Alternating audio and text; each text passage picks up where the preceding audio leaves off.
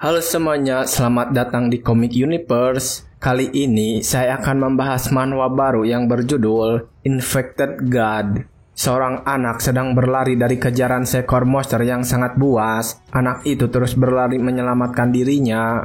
10 tahun lalu, gate dunia lain berskala besar muncul di Tokyo. Dari gate, makhluk buas pembawa virus asing yang dinamakan Carriers muncul tanpa pandang bulu menyerang manusia, disusul dengan wabah. Perkiraan korban melebihi 1 juta jiwa. Setelahnya, walaupun dalam skala lebih kecil, gate terus bermunculan di seluruh Jepang. Siapapun yang tidak punya kekuatan hanya bisa kabur. Dan itulah yang sedang dilakukan oleh MC kita. Dia saat ini sedang mencoba untuk kabur dari serangan seekor monster buas. Nama MC adalah Saeki Kaito, berumur 20 tahun dan seorang puripir kelas 6. Ketika Kaito terus memancing monster buas, salah seorang temannya mengeluarkan sebuah kapak yang sudah menyala. Orang ini kemudian langsung menyerang ke arah monster di belakang Saeki. Serangan itu akhirnya berhasil menebas leher monster. Orang yang menyerangnya bernama Goda Retsuki, berusia 30 tahun, puripir kelas 3. Orang-orang mendapatkan skill khusus dan awaken setelah menerima vaksin yang dimurnikan dari Carrier. Setelah monster itu dikalahkan, Goda segera mengambil batu kristal dari mayat monster tersebut. Namun mereka mengeluhkan karena batu berwarna merah itu merupakan batu kristal yang cukup ampas. Sementara itu saat ini, Kaito sendiri sedang berlutut lemah menghadap lantai, dan ketika mereka sedang mengobrol tentang batu kristal tersebut, seorang gadis datang ke sana. Dia melaporkan kalau semua carrier yang berada di area ini sudah disingkirkan, dan gate-nya sudah dikonfirmasi telah tertutup. Gadis ini bernama Mizuno Kaho, berusia 19 tahun, seorang puripir kelas 4. Setelah menerima laporan tersebut, Goda mengajak teman-temannya untuk pulang dan menganggap misi hari ini selesai. Goda kemudian berbicara dengan mata yang merendahkan ke arah Kaito. Enaknya punya umpan yang bikin mangsa langsung ke sini lebih mudah. Kami mengandalkanmu lain kali. Kaito yang mendengar itu hanya bisa diam tidak membalas karena kemampuannya yang sangat lemah. Singkat cerita, setelah menyelesaikan misi, semua orang harus menerima pemeriksaan di sebuah rumah sakit. Kaito saat ini sedang melihat ponselnya untuk memeriksa bayaran yang dia terima dari misi tersebut. Ketika dia sedang duduk, Mizuno tiba-tiba datang menghampiri dan duduk di sebelahnya. Mizuno memberitahukan semua orang hasilnya negatif. Kaito kemudian mengeluhkan tentang infeksi pasca misi ini yang merepotkan. Namun Mizuno yang mendengar itu langsung memarahinya karena khawatir dengan kondisi Kaito. Kaito sendiri hanya bisa tertunduk lemas ketika melihat Mizuno yang membahas tentang kondisi yang dialami. Kaito memiliki penyakit spesifik immunodeficiency syndrome. Dia tidak punya imunitas apapun terhadap virus dari carrier. Karenanya Kaito tidak bisa mendapatkan vaksin. Dan bahkan goresan kecil dari carrier bisa berakibat fatal untuknya.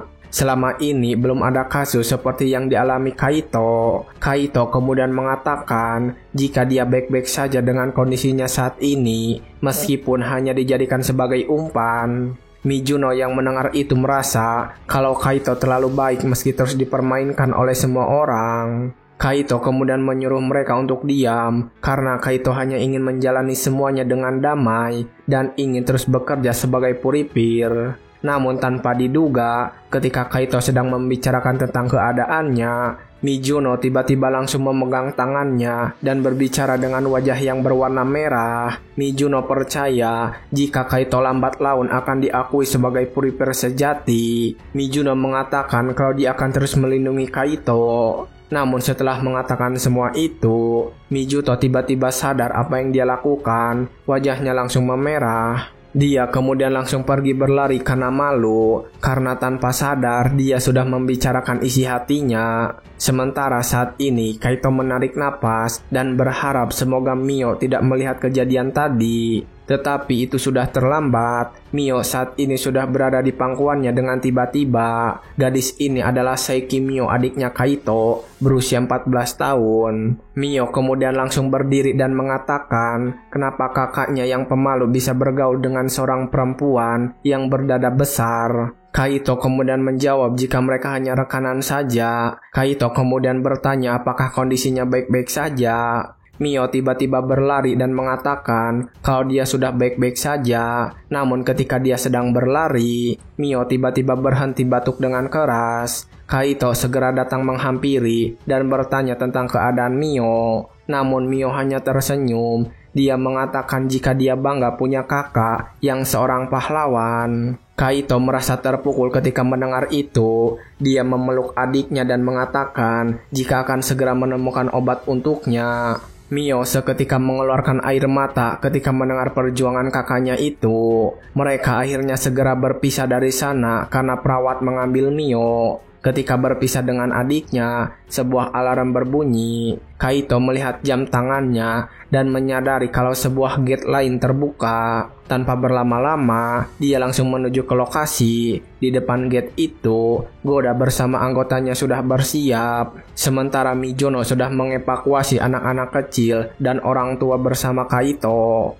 Tepat ketika mereka sedang menanti di depan gate, salah satu monster serigala dengan kristal di kepalanya muncul menghampiri Goda. Mereka mengira kalau itu adalah monster yang sama seperti sebelumnya, tetapi terlihat dari bentuknya saja mereka sudah berbeda. Goda tidak peduli dengan bentuk mereka dan langsung bersiap untuk menyerang. Tanpa ragu, Goda menggunakan skill spesial dan menebas leher monster. Orang-orang percaya dengan kemampuan Goda dan memujinya. Namun Goda sendiri saat ini kaget karena kapak miliknya ternyata aus setelah menyerang monster itu. Dan ketika salah satu temannya sedang memperhatikan, tiba-tiba saja seekor monster datang dan menerkam orang itu. Akhirnya orang tersebut tewas dimakan monster yang mereka kira sudah dikalahkan. Sementara saat ini di lokasi lain, Saiki terlihat juga sudah terkepung oleh beberapa zombie dari manusia yang berkumpul di sana.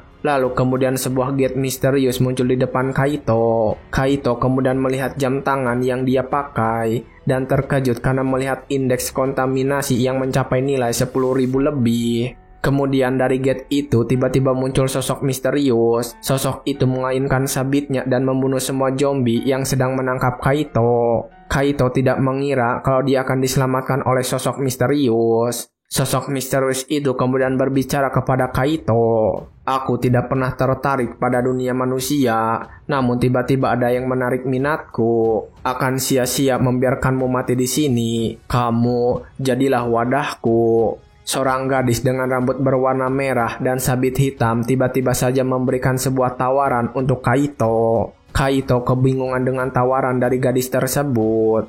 Dan ketika itu, beberapa monster tiba-tiba kembali datang menyerang. Gadis misterius itu tidak terima kalau mereka akan mencuri mangsanya. Dia langsung menggunakan death sentence, salah satu dari kekuatannya. Gadis itu langsung membunuh semua monster yang mendekati Kaito. Untuk mengakhiri monster-monster itu, gadis tersebut mengainkan tangan dan muncul tangan raksasa yang benar-benar menghancurkan mereka. Karena merasa tidak bisa berbicara di tempat itu, gadis misterius kemudian mengangkat Kaito dengan kekuatannya. Gadis itu lalu membawa Kaito pergi bersama. Bahkan ketika itu, sang gadis malah menjilat luka di wajah Kaito yang membuat Kaito tersipu malu. Gadis itu mengatakan akan membawanya ke tempat yang lebih privasi dan akan menginfeksi Kaito. Kaito kemudian dilempar ke atap gedung dan tiba-tiba energi merah dari gadis itu mengelilingi Kaito. Luka pada tubuh Kaito perlahan sembuh karena kekuatan gadis itu. Dan tiba-tiba gadis itu muncul dalam bentuk lain, mengatakan kalau infeksi sudah selesai. Gadis itu mengatakan kalau namanya adalah Maratia. Namun ketika dia memperkenalkan diri, Kaito berteriak heboh karena takut akan mati akibat infeksi. Maratia kemudian memintanya tenang dan menjelaskan jika Kaito tidak akan mati, karena dia sendiri sudah mengendalikan virus dari carrier rank rendah yang menginfeksi Kaito. Mendengar itu, Kaito langsung memohon kepada Tia untuk melakukan hal yang sama kepada adiknya yang sedang sakit karena infeksi 5 tahun lalu. Tia kemudian bertanya siapa nama Saeki, dan setelah mengetahui namanya, Tia memberitahu Kaito kalau dia tidak bisa melakukan itu karena saat ini dirinya sudah menyatu dengan seluruh tubuh Kaito. Namun Kaito malah meminta Tia untuk berpindah ke tubuh adiknya saja daripada menginfeksi dirinya. Namun Tia segera menolak dengan mengatakan kalau dia hanya ingin bersama Kaito. Kalau dia pergi dari tubuhnya itu juga akan membuatnya mati. Kaito ketakutan ketika melihat itu dan bertanya apa yang diinginkan oleh Tia. Tia tersenyum dan berkata akan menyantapnya namun secara perlahan. Tia mengatakan tidak ingin membuat Kaito stres karena mempengaruhi rasanya. Sementara itu di sebuah koridor rumah sakit, Goda sedang menolak keputusan penurunan pangkatnya karena tidak bisa mengatasi gate kemarin. Namun mendengar tentang penurunan pangkat itu, teman-teman Goda malah merasa itu wajar karena hampir 30 orang mati karena kegagalan kemarin. Namun Goda sendiri tidak bisa menerima itu. Saat ini dia sedang dipenuhi emosi. Goda kemudian menghampiri teman-temannya dan pertanyakan apakah Kaito sudah menghubungi mereka. Namun teman-temannya menjawab belum ada kabar dari Kaito. Goda saat itu malah semakin marah dengan mengatakan jika ini semua adalah salahnya Kaito. Dan Kaito lah yang harus bertanggung jawab atas semua ini. Ketika dia dalam keadaan emosi, tiba-tiba saja Goda melihat Mio melintas di sana. Goda kemudian tersenyum ketika melihat adiknya itu. Sementara saat ini, Kaito terlihat sedang berjalan dengan buru-buru. Kaito saat ini segera bertemu dengan adiknya untuk memastikan keadaannya. Dalam perjalanan itu, Kaito merasa tidak terima kalau hidupnya bersama seorang karir karena dulu orang tuanya dibunuh oleh karir. Tia kemudian membalas jika itu bukanlah salahnya dan Kaito salah ketika mendendam kepada dirinya. Namun tetap saja Kaito tidak bisa menerima itu dan memarahi Tia. Namun Tia tidak merasa tersinggung dengan kemarahan itu. Tia menjelaskan jika semuanya akan berubah sekarang. Kaito akan mendapatkan kekuatan dari virus yang meningkatkan kemampuan fisiknya tanpa efek samping sekalipun. Tia kemudian langsung memberikan kekuatan ke dalam tangan kanan Kaito dan merubah bentuk tangan kanannya. Kaito kaget ketika melihat itu dan tanpa sadar mengaitkan lengannya ke belakang. Akibatnya itu membuat dinding di sekitar rusak hebat. Tia kemudian menjelaskan kekuatan itu. Semakin kuat koneksi kita, semakin kuat pula kamu bisa mengeluarkannya. Kekuatan yang sangat kamu idamkan, kemampuan untuk membunuh carrier. Kaito terkejut ketika mendengar jika sekarang dirinya bisa membunuh carrier dan membalas dendam kedua orang tuanya. Namun selesai mengatakan itu, Tia tiba-tiba terkejut dan langsung memasuki lengan kanan Kaito. Ternyata dia bersembunyi karena kedatangan teman-teman Kaito. Mereka langsung menghampiri Kaito. Mereka mengatakan jika semua masalah yang terjadi adalah tanggung jawab Kaito dan mereka tidak ingin ikut campur di dalamnya. Kaito kemudian menjawab untuk protes dan tidak ingin membiarkan masalah itu. Namun ketika Kaito bilang begitu, teman-temannya malah mengancam jika Goda sedang berurusan dengan adiknya. Mendengar itu, Kaito segera berjalan mendekati mereka dan memintanya untuk minggir dari sana. Namun temannya malah membentak Kaito karena sudah dipenuhi dengan emosi. Kaito langsung menghajar orang itu dengan keras menggunakan tangan kanannya yang sudah diperkuat. Hanya dalam satu kali serangan, orang itu langsung dikalahkan. Teman-temannya yang melihat itu langsung ketakutan. Sementara saat ini, Kaito dengan kedua mata yang menyala merah meminta mereka untuk minggir dari sana. Karena mereka tidak mau minggir dan terus menghalangi jalannya, Kaito tidak punya pilihan lain selain menghajar mereka berdua satu persatu. Kaito terlihat menjadi orang yang sangat berbeda. Kaito kemudian segera berlari mencari adiknya setelah membereskan mereka berdua. Namun ketika sampai di ruangan Mio sudah tidak ada di sana. Dan tepat ketika itu sebuah panggilan telepon dari Mijuno berdering. Dan ternyata Mijuno sedang mencoba menolong Mio terdengar dari suara di ponsel tersebut. Mijuno segera memberitahukan jika mereka berada di pintu keluar utara dan meminta untuk segera menghubungi polisi.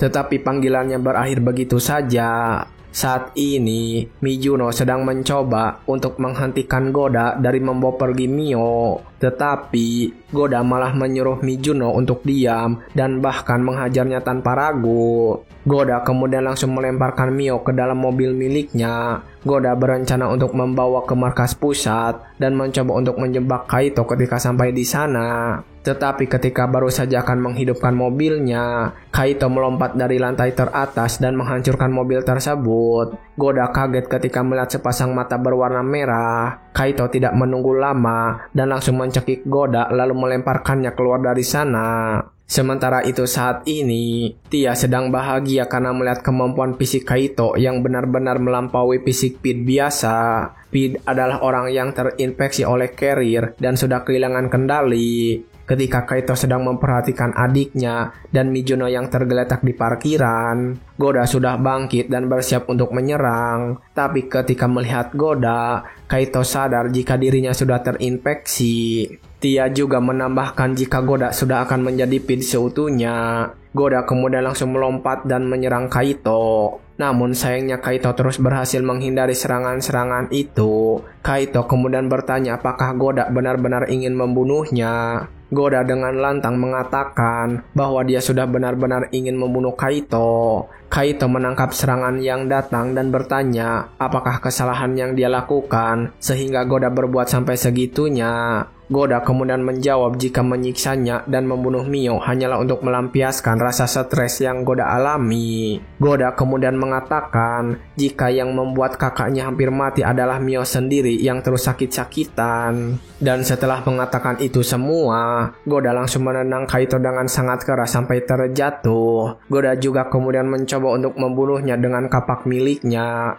Namun ketika dia melakukannya, dia sadar kalau kapaknya sudah rusak. Kali ini giliran Kaito yang mengamuk. Kaito langsung menggunakan lengannya untuk memukul Goda dengan sangat keras. Kaito juga langsung menghajar kembali tanpa memberi ampun. Setelah mengira jika Goda tidak akan bergerak karena serangan tadi, Kaito mencoba untuk menghampiri adiknya. Tetapi ketika dia baru berjalan sebentar, Goda tiba-tiba saja kembali mengamuk. Kali ini tubuhnya berubah sepenuhnya menjadi seekor monster yang sangat besar. Goda juga langsung bergerak untuk menyerang Kaito. Kaito yang menahan serangan itu langsung terlempar sangat keras. Tia kemudian yang mengatakan jika Goda sudah berubah sepenuhnya menjadi Pete dan bertanya apa yang akan Kaito lakukan untuk menghadapinya.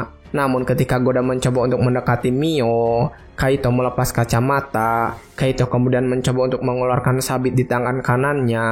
Kaito mengatakan akan memburu siapapun jika itu demi melindungi adiknya sendiri. Goda langsung berhenti mendekati Mio karena merasakan kekuatan Kaito yang bergejolak. Goda juga langsung bergerak menyerang. Namun Kaito tetap tenang ketika Goda datang dan mengainkan sabitnya tepat waktu. Kaito berhasil memotong salah satu lengan Goda. Namun Goda tidak berhenti dan terus kembali menyerang Kaito. Ketika itu terjadi, dia mengatakan kalau Pete tidak merasakan rasa sakit dan akan terus menyerang sampai mereka benar-benar mati. Dan setelah mendengar itu, Kaito lalu menjawab jika dirinya akan terus menebas sampai dia benar-benar mati. Kaito menyerang sambil terus mengingat apa yang sudah diperbuat Goda kepadanya. Dan setelah beberapa serangan, Kaito berhasil membelah tubuh Goda menjadi beberapa bagian dengan sabitnya. Goda akhirnya menghilang setelah dihancurkan seperti itu. Setelah berhasil mengalahkan Goda, Kaito segera menemui adiknya di ruangannya. Ketika Mio sadar, Kaito segera bertanya mengenai keadaannya. Mio mengatakan jika dia tidak apa-apa dan bertanya apakah Kaito yang menyelamatkannya. Kaito mengatakan jika dia menyelamatkan Mio karena diberitahu oleh Mizuno. Mio yang mendengar itu langsung cemburu, namun Mio segera tenang kembali dan meminta untuk menyampaikan rasa terima kasihnya. Mio kemudian langsung bersedih dan mengatakan jika Goda mengatakan sesuatu tentang Kaito kepadanya. Kaito kemudian langsung memberitahu Mio kalau Goda sudah terinfeksi oleh carrier tipe baru dan semua yang dikatakan olehnya hanyalah omong kosong. Mio terkejut ketika mendengar itu dan bertanya dengan lantang, "Benarkah kau benar-benar tidak membahayakan diri gara-gara aku?" Mio kemudian menangis setelah mengatakan itu dan terus menyalahkan dirinya. Kaito yang melihatnya kemudian langsung menghibur dan mengatakan jangan khawatir karena dirinya sangat kuat. Melihat apa yang dilakukan oleh kakaknya, Mio mengatakan jika Kaito terlihat sangat berbeda saat ini. Namun Kaito tidak terlalu mempedulikan itu. Kaito kemudian pamit kepada Mio karena mau pergi ke apartemennya sebentar. Setelah sampai di apartemen, Kaito langsung duduk di kursi. Sementara Tia melihat sebuah majalah yang berserakan di bawah kasur. Kaito kemudian berbicara dan ingin berdiskusi tentang keadaan saat ini. Tetapi ketika melihat ke arah Tia, Kaito tersipu malu karena melihat Tia sudah berada pada wujud seorang gadis cantik bertubuh seksi. Tia kemudian mengatakan jika Kari yang kuat bisa merubah wujud mereka sesukanya. Tia juga menggoda dengan bertanya apakah ini adalah selera yang disukai Kaito dan segera meminta untuk melanjutkan perkataannya. Kaito lalu bertanya apakah dia bisa menggunakan kekuatan itu karena Kaito adalah inangnya Tia. Tia membenarkan hal itu dan mengatakan jika kekuatannya jauh melebihi Pit biasa, dan setelah beberapa penjelasan, akhirnya Kaito mengerti cara kerjanya. Namun, Tia mengatakan jika Kaito masih terlalu lemah dan belum bisa memakai seluruh kekuatannya. Tia mengatakan jika dia baru saja memakan sedikit dari Kaito dan itulah alasannya kenapa dia masih lemah. Namun, jika ingin kekuatannya meningkat, Kaito harus membayarnya dengan umurnya yang semakin pendek. Kaito langsung tertunduk sedih dan mengatakan jika itu cukup merepotkan. Tia kemudian segera menenangkan. Tia tersenyum dengan mengatakan tidak akan memaksa Kaito karena dirinya juga ingin bersama dengannya untuk waktu yang sangat lama. Dan mendengar itu Kaito merasa khawatir dengan asosiasi. Kaito mengatakan jika mereka harus merahasiakan itu dari asosiasi, karena jika asosiasi mengetahuinya Kaito akan menjadi target eliminasi. Kaito juga tidak ingin terlibat dengan para puripir tingkat tinggi. Tia kemudian mengatakan jika dia akan memprioritaskan keselamatan Kaito dan itu membuat Kaito lega. Namun setelah mengatakan itu, Tia tiba-tiba mendekati Kaito dan duduk di pangkuannya. Dia mengonak Kaito dengan mengatakan jika Kaito ingin menyimpan Tia untuk dirinya sendiri. Mereka berdua melakukan itu dan terus bercanda. Tanpa sadar, mereka ternyata sudah diintai melalui kamera CCTV. Sementara di tempat lain, seekor monster yang cukup besar muncul di sana. Tentara yang berada di sana merasa tidak akan sanggup untuk melawan monster sebesar itu. Mereka menunggu seseorang yang bernama Teino untuk membantu mereka. Dan tentunya orang itu saat ini sudah sampai dan berada di kapal udara. Dari sana Teino langsung keluar dan melompat. Teino langsung menggunakan teknik pedangnya untuk menghabisi monster tersebut. Hanya dalam sekali serang, sebuah petir hebat menyambar monster tersebut dan langsung mengalahkannya. Inilah dia Teino Yusel, berusia 21 tahun, puripir kelas 1. Ketika Teino Yusel berhasil mengalahkan monster itu dalam sekali serangan, prajurit yang di sana langsung bersorak gembira. Namun ketika dia sedang menyapa para prajurit, tiba-tiba jam tangannya menunjukkan alarm dan sebuah pesan. Itu menunjukkan jika ada tipe carrier baru telah muncul dan ada seorang saksi yang harus dia temui. Teino kemudian segera menanggapi pesan yang datang kepadanya. Jadi situasinya cukup parah, sampai mereka harus mengutusku sendiri. Menarik. Sementara saat ini, di apartemennya sendiri, Kaito sedang terpuruk karena melihat sisa saldo yang tinggal 600 yen. Kaito kebingungan karena belum ada penugasan dari markas pusat. Tia yang mendengar itu kemudian menyarankan untuk membunuh Carrier sendirian tanpa bantuan asosiasi. Dan jika melakukan itu, Kaito dapat mengumpulkan shard-nya untuk dirinya sendiri. Namun, Kaito mengatakan kalau shard adalah sumber dana utama asosiasi, jadi Kaito tidak bisa sembarangan mengambilnya sendiri. Tapi, shard juga dikenal sebagai inti dari Carrier. Mereka memiliki kemampuan untuk menekan virus. Bagi yang terinfeksi, shard berfungsi sebagai semacam obat. Itu adalah satu-satunya harapan hidup Mio. Kalau memang terpaksa, aku tidak punya pilihan lain. Namun ketika mereka sedang mengobrol, Kaito tiba-tiba mendapatkan email dari asosiasi. Isinya adalah undangan untuk mengevaluasi kemampuan secara berkala. Karena waktunya adalah hari ini, Kaito langsung pergi untuk melakukan evaluasi. Dalam perjalanan, dia khawatir dengan keadaan Mizuno yang tidak mengikuti Epalosha kali ini. Dia saat itu kemudian bertanya ada acara apa hari ini. Kaito kemudian menjelaskan jika ini adalah evaluasi kemampuan tahunan yang diselenggarakan berdasarkan distrik. Sebuah tes yang mensimulasikan pertarungan nyata untuk mengetahui kemampuan adaptasi tiap orang dan juga untuk menentukan peringkat orang-orang tersebut. Kaito mengatakan jika ada 5 kelas dari kelas 1 sampai 5 dan hadiah misi sangat tergantung dari peringkat itu. Tia penasaran dan bertanya Kaito berada di peringkat berapa. Kaito mengatakan jika dia berada di peringkat 6. Setelah mendengar itu, Tia malah mengatakan jika Kaito adalah orang yang sangat lemah. Sementara mereka sedang mengobrol, ada beberapa puripir lain yang mentertawakan Kaito. Kenapa seorang kelas 6 yang tidak mempunyai special immunity repot-repot untuk mengikuti evaluasi kali ini? Mereka mengejek jika Kaito hanya bisa jadi umpan dan kabur dari pertarungan. Tia yang melihat Kaito sedang kesal kemudian menyarankan untuk membunuh mereka. Namun Kaito tidak setuju dengan saran Tia karena tidak ingin menarik perhatian pada evaluasi ini dan akan menahan dirinya. Saat ini evaluasi sudah dimulai. Semua orang sedang berlari di sebuah jalur sambil memakai rompi pemberat. Ternyata orang yang di awal mengejek Kaito mendapat giliran yang sama dengannya. Ketika mereka bersiap dengan rompi pemberat, orang itu terus saja mengejek Kaito dan bahkan mentertawakan bersama teman-temannya. Tepat ketika berada di garis start, orang itu malah tiba-tiba membahas adiknya yang terinfeksi. Kudengar adikmu terinfeksi kan? Tidak punya bakat, dan sekarang jadi beban juga di keluargamu.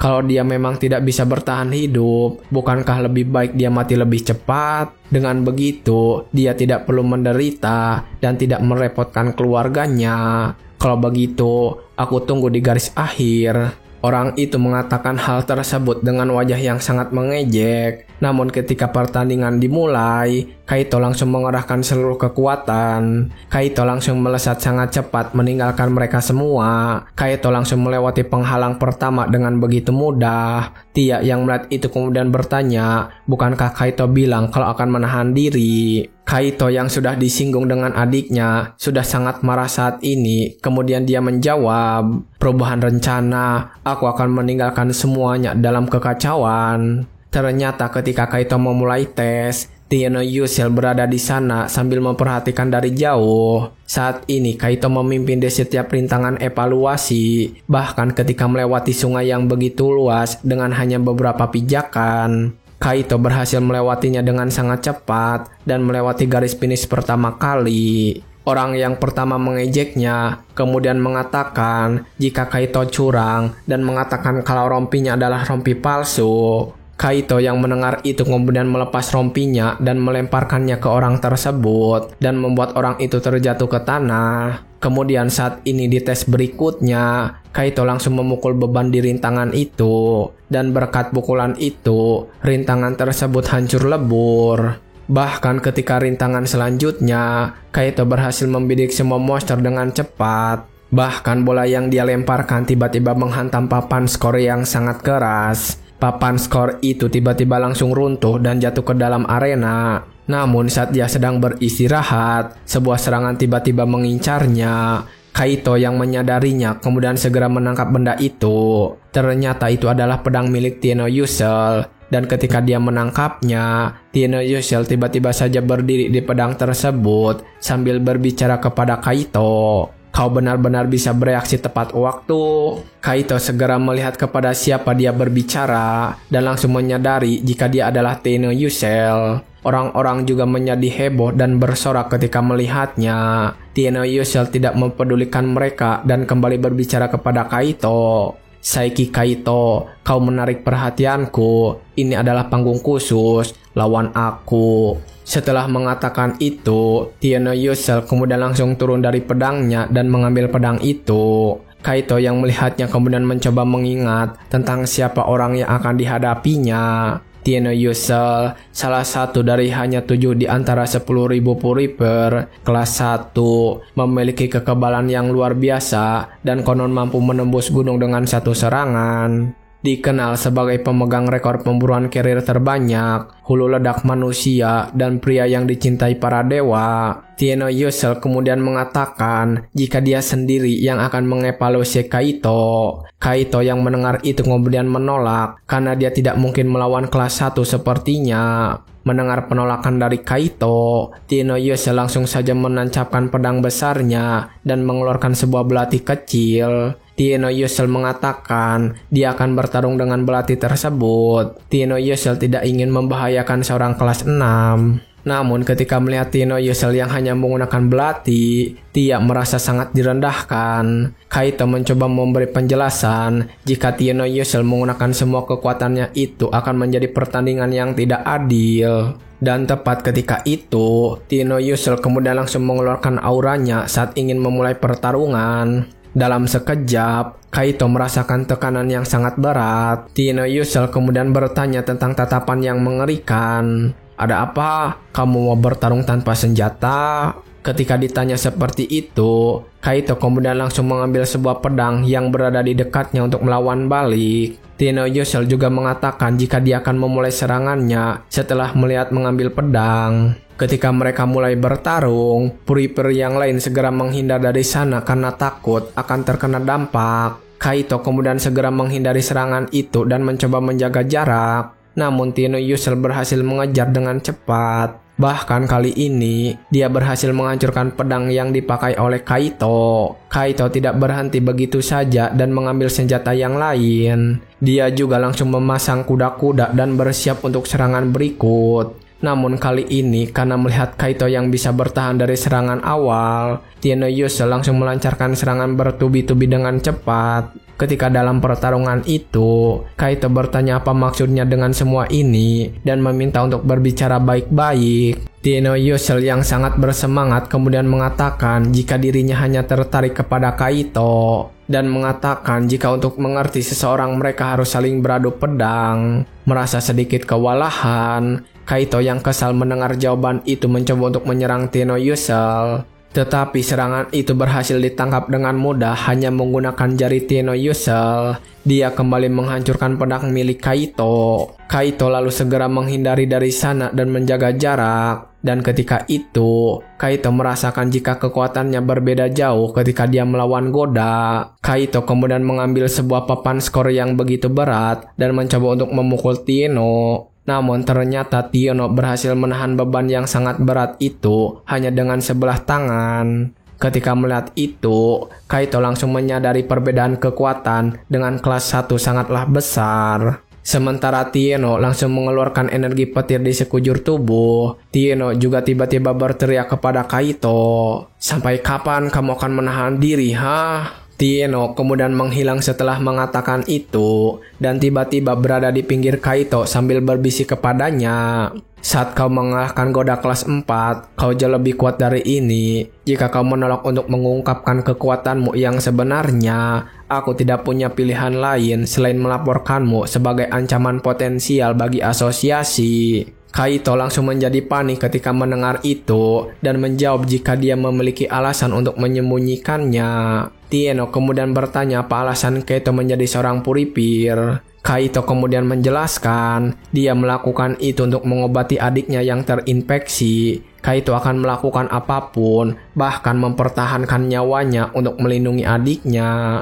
Tino sedikit mengerti jika adiknya hanya bisa disembuhkan oleh miasma stone. Tino lalu melemparkan pisau kecilnya dan berhasil melukai wajah Kaito. Tino juga langsung mengambil pedang besar miliknya dengan kekuatan penuh. Lalu dia kemudian berkata, meskipun dia bersimpati dengan keadaan adiknya, tetapi sebagai kelas 1, dia memiliki tanggung jawab yang harus dijalankan. Tino kemudian langsung menghantam Kaito dengan energi yang sangat besar. Ketika Kaito sedang melamun, dia langsung mengingatkannya untuk mundur dari sana. Untung saja itu tepat waktu, karena serangan itu memang sangat mematikan. Bekas dari serangan itu bahkan terpampang sangat besar. Ketika Kaito sedang melompat di udara, Tino kembali berbicara kepada Kaito sambil melakukan sebuah persiapan untuk menyerang. Dengan kekuatan yang disembunyikan dan keinginan untuk mempertaruhkan nyawa demi tujuan, orang seperti itu akan dengan mudah jatuh menuju kegelapan, dan aku tidak akan membiarkan itu terjadi. Tino kemudian langsung melompat dan menyerang Kaito dengan kekuatannya saat ini. Tino kemudian mengatakan untuk jangan diambil hati. Namun ketika serangannya akan menghantam Kaito, tiba-tiba pedangnya berbenturan dengan senjata milik Kaito. Kaito menunjukkan kekuatan aslinya saat ini karena merasa sangat terancam dan tidak punya pilihan lain. Beberapa saat sebelumnya di kantor polisi tempat kejadian Kaito melawan Goda, Tino sedang melihat rekaman CCTV antara pertarungan mereka. Tino kemudian meminta agar rekaman itu tidak disebarluaskan dan jangan sampai bocor ke publik, karena akan menyebabkan kekacauan yang tidak diperlukan. Sementara saat ini, Tino yang sedang berhadapan dengan Kaito sudah menggunakan kemampuan aslinya. Menyadari jika kekuatan Kaito berbeda dengan special immunity dari para puripir, Tino lalu berkata jika dia belum memahami sepenuhnya dan meminta Kaito untuk menjawab pertanyaannya kali ini. Mengapa faktor kontaminasi terdeteksi padamu? Tino bertanya seperti itu mengacu pada jam tangan miliknya yang mendeteksi kekuatan kontaminasi. Namun karena Kaito tidak bisa menjawab pertanyaan itu, Tino mengubah pertanyaan. Dia bertanya apakah Seki Kaito adalah seorang carrier. Kaito dengan tegas menjelaskan jika dia bukan carrier. Tino kemudian bertanya lagi apakah Kaito terhubung dengan salah satu dari mereka. Sekali lagi, Kaito tidak menjawab pertanyaan itu dan memalingkan pandangannya. Tino yang melihatnya memalingkan pandangan itu kemudian menambah kekuatan yang dikeluarkan dari pedangnya tersebut. Tino langsung menghunuskan pedangnya ke arah Kaito dengan kuat. Mereka berakhir dengan saling beradu serangan kembali. Kali ini Kaito merasakan Tino menjadi semakin cepat dan kuat dibandingkan ketika dia sedang memakai belati. Dan ternyata pertarungan mereka menjadi begitu sangat besar, sehingga puripir yang berada di sana langsung melarikan diri karena tidak ingin terlibat dalam pertarungan kedua orang ini. Saat ini ternyata Kaito berhasil selamat dari serangan mematikan milik Tino. Tino bahkan memberikan pujian untuk Kaito. Kaito saat ini merasakan bahwa dia tidak memiliki kesempatan untuk menghadapi Tino, bahkan untuk berlari darinya. Tino kemudian mengancam dengan wajah yang seram kepada Kaito. Kau tidak berpikir kau bisa lari dariku, bukan? Kaito yang melihat ekspresi wajah Tino kemudian langsung berbicara jika dia bukanlah musuh. Tino kemudian merespon ucapan itu. Apakah kau mengaku sebagai sekutu asosiasi? Lalu mengapa kau menyembunyikannya? Kaito wajahnya langsung berubah sedih dan menatap tangannya yang sedang memegang sambit darah itu. Karena kalau mereka tahu aku menggunakan kekuatan carrier, aku pasti akan dieksekusi. Tapi kalau terus begini, adikku pasti akan mati. Aku tidak bisa membiarkan asosiasi menghalangiku sekarang. Mendengar semua cerita itu, Tino sedikit bisa mengerti tentang situasi Kaito. Tino kemudian menambah lagi kekuatan yang keluar dari pedangnya. Tino juga langsung menghantam Kaito menggunakan pedang itu dengan sangat keras. Dan ketika Kaito terlempar ke tanah, Tino kembali berbicara kepadanya. Aku mulai mengerti siapa sebenarnya dirimu. Ini hanyalah dugaanku. Tapi jika manusia bisa melampaui batas mereka, itu terjadi saat mereka melindungi seseorang yang mereka sayangi. Dan mereka yang mampu melakukannya patut dipercaya. Seki Kaito, dengan seranganku berikutnya, aku akan menentukan nilaimu. Kalau kamu tidak mau kehilangan masa depan adikmu, berikan yang terbaik, tunjukkan kekuatanmu sepenuhnya. Setelah meminta Kaito untuk mengeluarkan kekuatan penuhnya, Tino langsung terbang menggunakan pedang miliknya. Tia mengagumi kekuatan pedang milik Tino. Sementara Tia sedang melamun, Kaito kemudian meminta Tia untuk melahapnya. Tia lalu bertanya apakah Kaito tahu resikonya. Dengan tatapan yang penuh keyakinan, Kaito mengatakan meski umurnya akan berkurang, itu lebih baik daripada mati tanpa menyelamatkan Mio. Setelah melihat Kaito yang sangat yakin dengan ucapannya itu, Tia segera mulai melahap Kaito dengan wajah yang senang. Ketika Tia mulai melahapnya, Kaito langsung merasakan tubuhnya bereaksi. Sementara itu, Tino juga sudah mengeluarkan teknik Grid Galaxy Shooting Star. Kaito juga saat ini kekuatannya terus bertambah. Terlihat dari jam tangan Tino yang nilainya semakin meningkat. Saat ini, tangan dan kaki Kaito sudah menjadi carrier sepenuhnya. Dan ketika Tino sudah dekat dengan Kaito segera menggunakan sabit untuk menghalang serangan itu. Mereka berdua mengerahkan apa yang mereka punya saat ini dalam satu serangan. Namun tetap saja, Kaito masih tertekan dan terdorong ke tanah lebih dalam. Dan sabitnya hancur begitu saja. Namun ketika Tino akan mengainkan pedang besarnya, Kaito langsung melompat dan menghajar Tino dengan tinju. Tino segera mengeluarkan perisai sihir dari lengannya dan berhasil bertahan. Namun dalam sekejap perisai itu hancur. Kaito mengambil kesempatan itu untuk memberikan serangan lagi. Tetapi Tino berhasil menghalau serangan itu dengan pedang besarnya. Dan mengakhiri duel itu dengan pukulan ke tubuh Kaito. Setelahnya, Kaito kehilangan kekuatan dan jatuh pingsan. Namun di akhir, Tino mengatakan jika Kaito memang layak untuk dipercaya. Setelah beberapa saat, akhirnya Kaito terbangun. Dia terkejut ketika melihat Tino sudah berada di sana bersamanya. Ketika melihat Kaito yang sedang panik, Tino segera menenangkan dan mengatakan jika dia ingin dia bisa membunuhnya dari awal. Kaito segera kembali melihat dirinya dan mengerti jika dia memang benar-benar telah diselamatkan. Sementara Tino kembali mengatakan untuk jangan mencoba kabur karena sekarang mereka sedang berada di helikopter. Kaito lalu bertanya kemana mereka akan pergi. Tino menjawab jika mereka akan pergi ke Tokyo, tepatnya ke markas besar Asosiasi Puripir Khusus. Mendengar tujuan mereka kali ini, Kaito tentu saja langsung panik karena ketakutan akan dieksekusi. Namun Tino segera memintanya untuk tenang karena ini hanyalah sebuah panggilan dari asosiasi karena melihat apa yang sudah dilakukan Kaito pada tes kemampuan kemarin. Tino kemudian mengungkit kejadian yang terjadi di rumah sakit dan meminta Kaito menjelaskan menurut pandangannya. Kaito tidak punya pilihan lain selain percaya kepada Tino dan menceritakan semuanya. Dan setelah cerita itu selesai, Tino akhirnya memahami jika saat ini Kaito memang sudah menjadi inangnya Tia dan bertambah kuat berkat itu. Kaito kemudian mengatakan jika dirinya masih belum memahami segalanya. Tia yang mendengar itu kemudian memberitahu kalau memang masih menyembunyikan informasi karena merasa belum tepat untuk dikatakan saat ini. Tino yang mengetahui tentang Tia kemudian mengajaknya berbicara dan meminta bertemu. Namun Tia mengatakan kepada Kaito dia tidak ingin memunculkan dirinya karena Tino terasa arogan.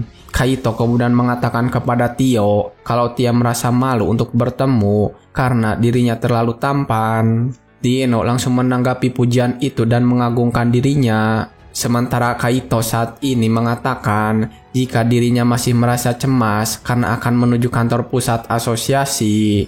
Tetapi Tino kembali menenangkan Kaito dan mengatakan kalau dia punya rencana. Selang berapa lama, akhirnya mereka sampai di lokasi kantor pusat asosiasi Puripir. Namun ketika mereka keluar dari sebuah lift mengingatkan sesuatu kepada Kaito. Bukan berarti aku perlu mengingatkanmu, tetapi kau tidak boleh mengungkapkan bahwa kau hidup berdampingan dengan carrier yang dipaksa. Apalagi, obsesi cowok itu nggak wajar loh. Akhirnya mereka sampai di depan pintu ruangan meeting. Tino kemudian langsung mengetuk pintu dan memasuki ruangannya sambil memberikan salam. Kelas 1 Tino melaporkan investigasi carrier baru. Kapal itu muncul di kota Kawagoe, prefektur Saitama. Dan setelah selesai memperkenalkan diri, Kaito ikut memasuki ruangan. Kaito langsung terpaku kepada seseorang di sana. Kujuko Jukei, ketua asosiasi Puripir Khusus, 45 tahun. Jukei kemudian langsung meminta Mikadono untuk segera melaporkan apa yang dia dapatkan. Oke, mulai sekarang, Tino akan kita panggil Mikadono saja ya, menyesuaikan translate. Mikadono kemudian segera memperkenalkan Kaito dan membiarkannya untuk menjelaskan kepada mereka. Saya berhadapan langsung dengan jenis carrier baru di lokasi kejadian dan saya ditemani oleh perwira kelas 6 Saeki. Saya serahkan rinciannya kepadanya. Namun ketika mereka mendengar nama Saeki Kaito, beberapa orang malah mentertawakannya. Tetapi Kaito tidak peduli dengan mereka dan langsung menjelaskan. Fitur-fitur carrier baru mengubah musuh yang diserang menjadi berserker agresif. Infeksi sekunder yang disebabkan oleh para pengamuk itu, ini bukan hanya informasi yang kukumpulkan langsung, tapi juga apa yang Tia ceritakan padaku. Adapun bagaimana situasi itu diselesaikan dengan kebetulan belaka, sebuah tabung oksigen medis meledak, mengalahkan carrier baru dan para pengamuk yang terinfeksi sekaligus. Mengetahui kalau orang yang terinfeksi juga dapat menyebarkan itu kepada orang lain, para petinggi di sana langsung menjadi panik. Yukei kemudian memuji Kaito atas jasanya yang berhasil mengumpulkan para carrier sehingga dapat dimusnahkan dengan mudah. Namun setelah mengatakan itu, Yukei merasa Kaito masih menyembunyikan sesuatu dan bertanya lagi kepadanya. Ada sesuatu yang tidak kau ceritakan pada kami, benar kan? Dalam sekejap, Kaito dan Mikadono merasa tekanan yang besar datang dari Yukei. Dan karena merasakan tekanan itu, Kaito menguatkan dirinya dan mulai menjalankan rencana yang tadi dibahas bersama Mikadono. Kaito mengatakan jika dirinya telah terluka oleh carrier selama pertarungan di sana. Beberapa petinggi yang ada di sana langsung panik karena mengira kalau Kaito adalah orang yang terinfeksi. Kaito kemudian langsung mengatakan jika dirinya bukan orang yang terinfeksi karena dia merasa sangat sehat. Dan ketika Kaito sudah kesusahan untuk menjelaskan, Mikadono segera menunjukkan hasil dari tes kemampuan milik Kaito hari ini kepada seluruh petinggi. Mikadono juga mengatakan jika dia menyaksikan seluruh jalannya tes dengan matanya sendiri. Mikadono kemudian menjelaskan grafik itu kepada mereka semua yang sedang terkejut. Saya jamin tidak ada kecurangan, ada peningkatan drastis dalam kemampuan fisik. Teori saya adalah paparan terhadap virus baru, memicu manifestasi sesuatu yang berbeda dari special immunity. Itulah yang saya yakini. Setelah mendengar penjelasan dari Mikadono, ekspresi wajah para petinggi mulai berubah cerah. Mereka menemukan suatu kemajuan untuk membantu kemanusiaan. Melihat mereka semua begitu kegirangan, Kaito merasa bersyukur karena telah mengikuti rencana yang disediakan oleh Mikadono. Beberapa saat sebelumnya, ketika di helikopter, Mikadono memberitahukan tentang rencana kali ini untuk meningkatkan nilai yang dimiliki oleh Kaito. Namun setelah mendapatkan rencana itu, Kaito bertanya kenapa Mikadono bersedia untuk membantunya. Mikadono, kenapa kamu membantuku? Melaporkan semuanya dengan jujur akan menjadi kepentingan terbaik asosiasi. Namun setelah mendengar itu, Mikadono segera berdiri dan melepaskan jubahnya. Dia lalu berbicara dengan lantang kepada Kaito. Jangan salah paham, aku tidak berpihak pada asosiasi, aku berpihak pada keadilan. Dan akulah yang memutuskan apa itu keadilan, aku sendiri yang memutuskannya. Setelah mendengar itu, Kaito teringat kembali tentang adiknya yang mengatakan jika dia bangga karena Kaito menjadi pahlawan keadilan. Ternyata Mikadono tidak berhenti di situ, dia kembali duduk dan berbicara memberi saran kepada Kaito. Jadi, kamu juga harus melakukan apa yang menurutmu benar. Selama itu tidak bertentangan dengan rasa keadilanku, aku akan membantumu, karena aku sudah menyukaimu. Kaito kemudian langsung menangis dan berterima kasih atas semua bantuan yang diberikan oleh Mikadono. Sementara itu kembali ke masa kini, Mikadono kembali memberikan pendapatnya mengenai Kaito kepada mereka semua. Ini pendapat pribadi saya setelah berlatih tanding dengan Saiki Kaito. Berbeda dengan special immunity yang menekan virus. Sementara ini ia telah sepenuhnya menerima virus dan menjadikannya kekuatannya sendiri. Tergantung bagaimana Anda melihatnya. Dia bisa menjadi subjek uji yang berharga yang mampu menjalin hubungan persahabatan dengan para carrier. Berhati-hatilah dalam memperlakukannya. Namun ketika dia mengatakan itu semua, seorang wanita dengan rambut pirang langsung menentangnya dan tidak setuju dengan apa yang dikatakan oleh Mikadono. Wanita ini adalah Nagatoro Ruei, Puripir kelas 1 berusia 20 tahun. Kaito langsung ketakutan ketika Ruei menatap ke arahnya dengan sangat tajam. Ruei juga langsung mendekati mereka berdua sambil terus berbicara. Pernyataan itu terdengar seperti kau mendukung Carrier. Apakah kau benar-benar tidak menyadari kerusakan yang mereka timbulkan terhadap umat manusia? Gagasan untuk hidup berdampingan dengan Carrier sungguh menjijikan, bahkan untuk dibayangkan. Dia harus segera dieksekusi. Namun Mikadono segera membantah eksekusi ekstrim itu dan mengatakan jika Kaito hanyalah seorang korban. Dan mereka berdua akhirnya beradu argumen masing-masing yang cukup memakan waktu. Dan ketika mereka berdua sedang bertengkar, Yukai menghentikan mereka untuk jangan bertengkar di sana. Dan setelah pertengkaran mereda, Mikadono mengatakan memiliki sebuah saran. Mikadono mengatakan apa yang dikatakan oleh Rui, hingga mereka mengkonfirmasi kalau Kaito itu aman. Mikadono akan bertanggung jawab untuk mengawasi Kaito. Yukai mengatakan kalau itu bukanlah ide yang buruk. Para petinggi juga setuju jika yang melakukan itu adalah Mikadono si kelas 1.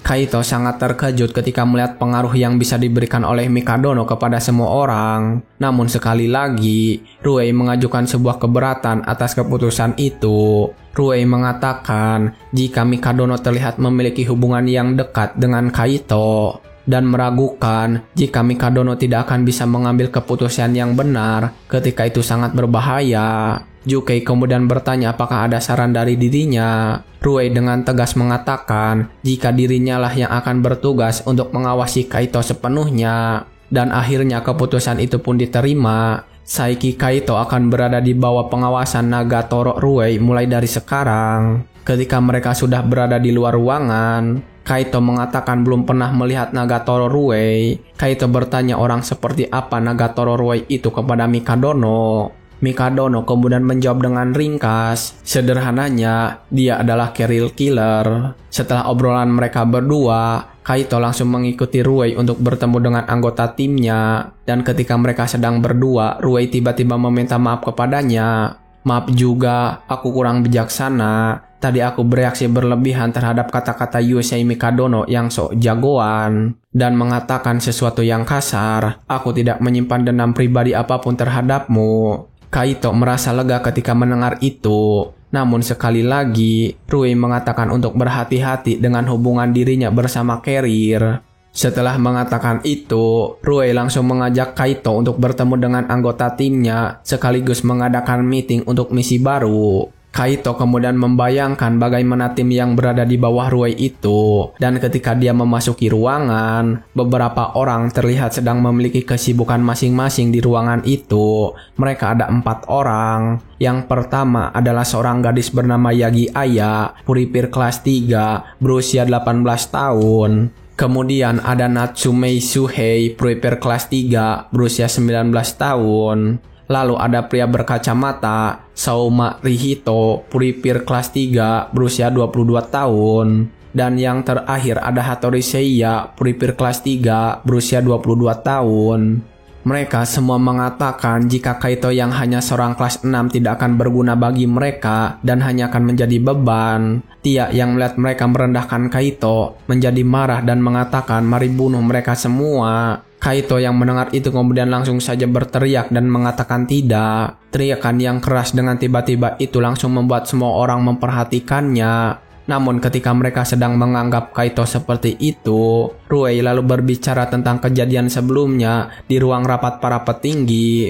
Awalnya, dia seharusnya bergabung dengan pasukan Mikadono, tapi aku bersikeras mengajaknya. Dia juga akan bergabung dengan kita untuk misi berikutnya. Jadi perkenalkan diri kalian dengan benar. Mereka semua yang mendengar tentang berita itu langsung terkejut dan membuka mata lebar-lebar. Mereka semua kemudian langsung mendekati Kaito dan menanyakan apa hubungan yang dimiliki oleh Kaito dengan Kapten Rui mereka. Bahkan salah satu dari mereka mengatakan jika dia harus menjawab dengan benar jika dia ingin selamat dari ruangan ini. Kaito yang sangat panik kemudian menjawab jika dia tidak punya hubungan apa-apa dengan Kapten Rui mereka karena baru mengenalnya kali ini. Aya dan ketiga orang lainnya yang mendengar itu kemudian dengan semangat langsung mengatakan hal-hal baik mengenai Nagatoro Ruei. Mereka mengatakan jika alasan mereka menjadi Puripir dikarenakan oleh Nagatoro Ruei. Mereka berebut untuk menjelaskan betapa mengagumkannya kapten mereka.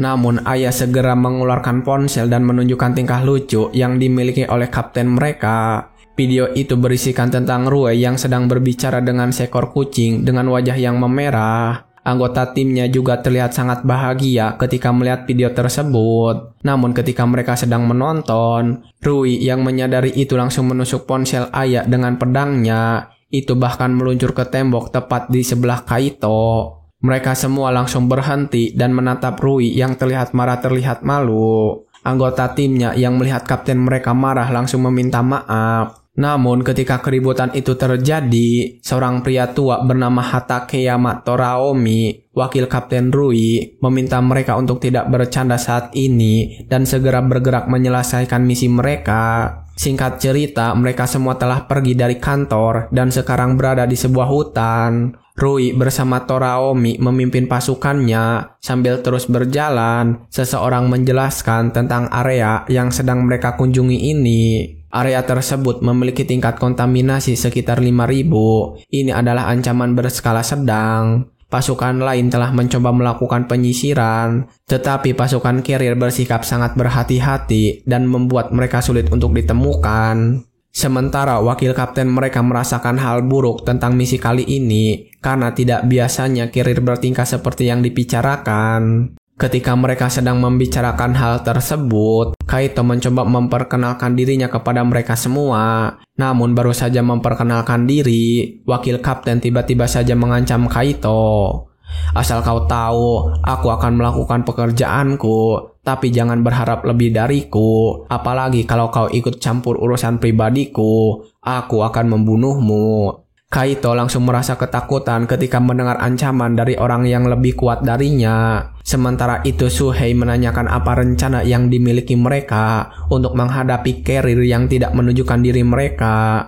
Tetapi tepat ketika dia menanyakan itu, seekor carrier tiba-tiba datang entah dari mana dan menyerang. Rihito yang melihat itu kemudian mengeluarkan senjata dan langsung menembaki carrier yang menyerang Suhei. Dalam sekejap, carrier itu terjatuh ke tanah. Namun ternyata ada satu ekor lagi yang datang dari belakang mereka. Sekali lagi, Rihito langsung menembakkan monster yang datang dengan tiba-tiba itu.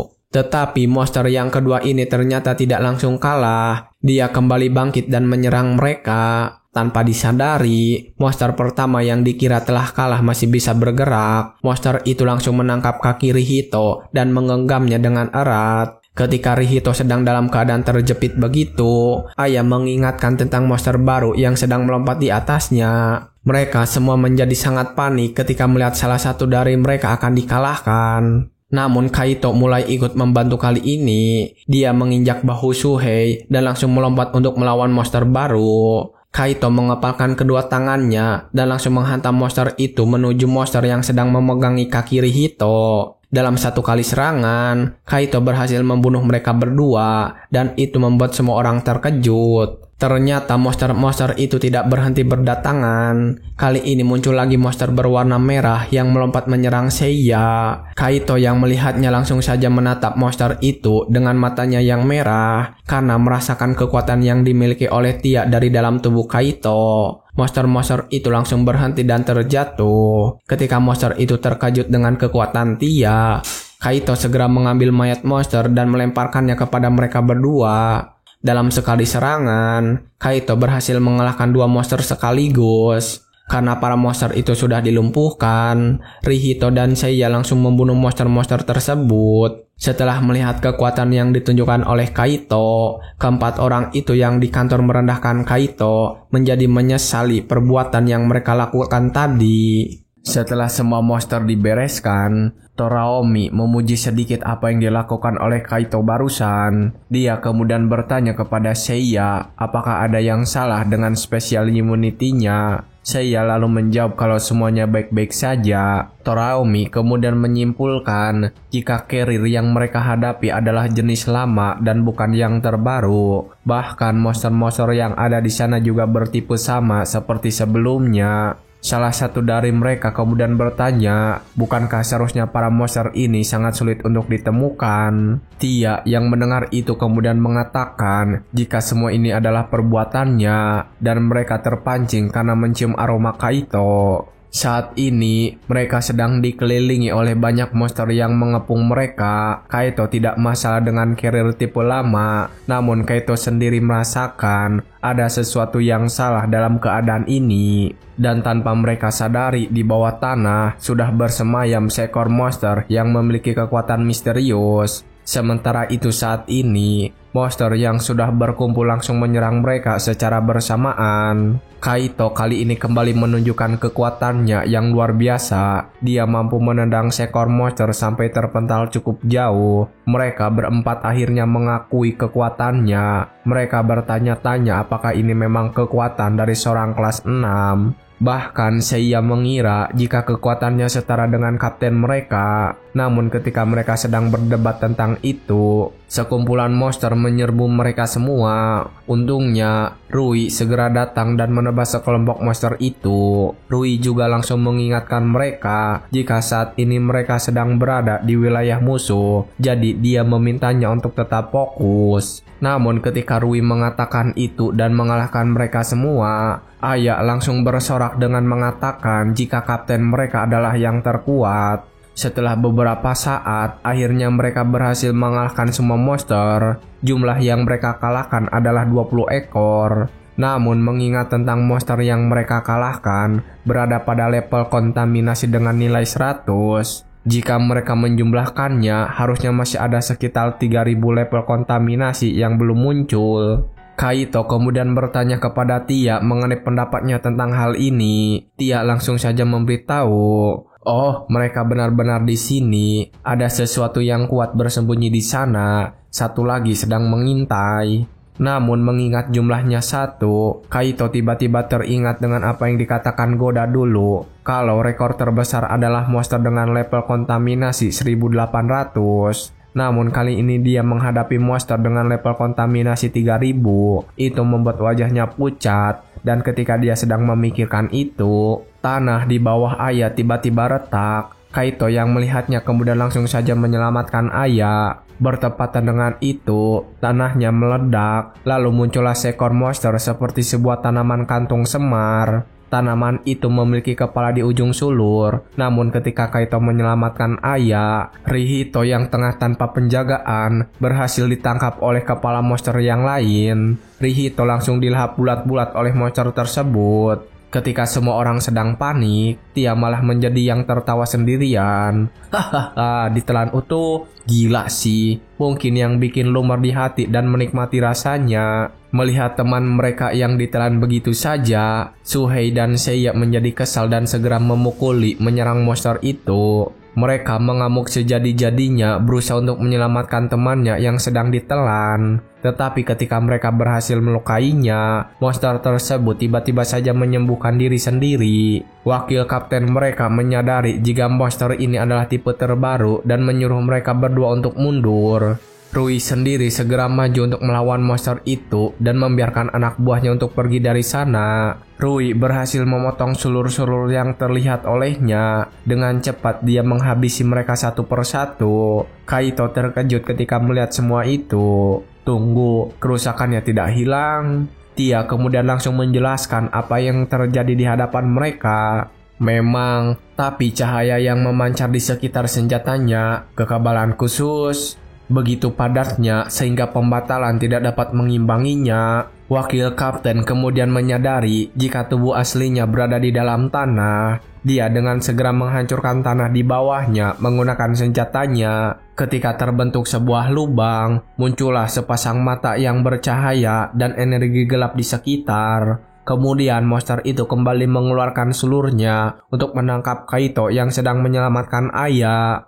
Kaito segera pergi menghindari sulur tersebut, tetapi sulur itu terus saja mengejarnya. Karena tidak punya pilihan lain, Kaito bergerak dan segera menangkap sulur itu. Kaito kemudian segera menarik sulur tersebut, berusaha untuk mengeluarkan tubuh utamanya, dan mereka terkejut ketika melihat tubuh asli monster itu. Tia kemudian berkata, jika ini pertama kalinya monster itu muncul di dunia manusia, dan monster ini adalah keril kelas menengah. Aya kemudian segera mengecek alarm yang berbunyi pada jam tangan. Dan ketika dia melihatnya, Dia terkejut karena level kontaminasinya berada di angka 30.070. Suhei juga sangat terkejut karena nilai itu melebihi angka 3.000 hanya berasal dari satu monster. Kaito terlihat kebingungan apakah dia harus mengeluarkan kekuatannya saat ini di hadapan anggota asosiasi Puripir. Ketika dia sedang kebingungan, Rui ternyata sudah bersiap dengan senjatanya. Dia kemudian langsung menyerang monster itu tanpa ragu.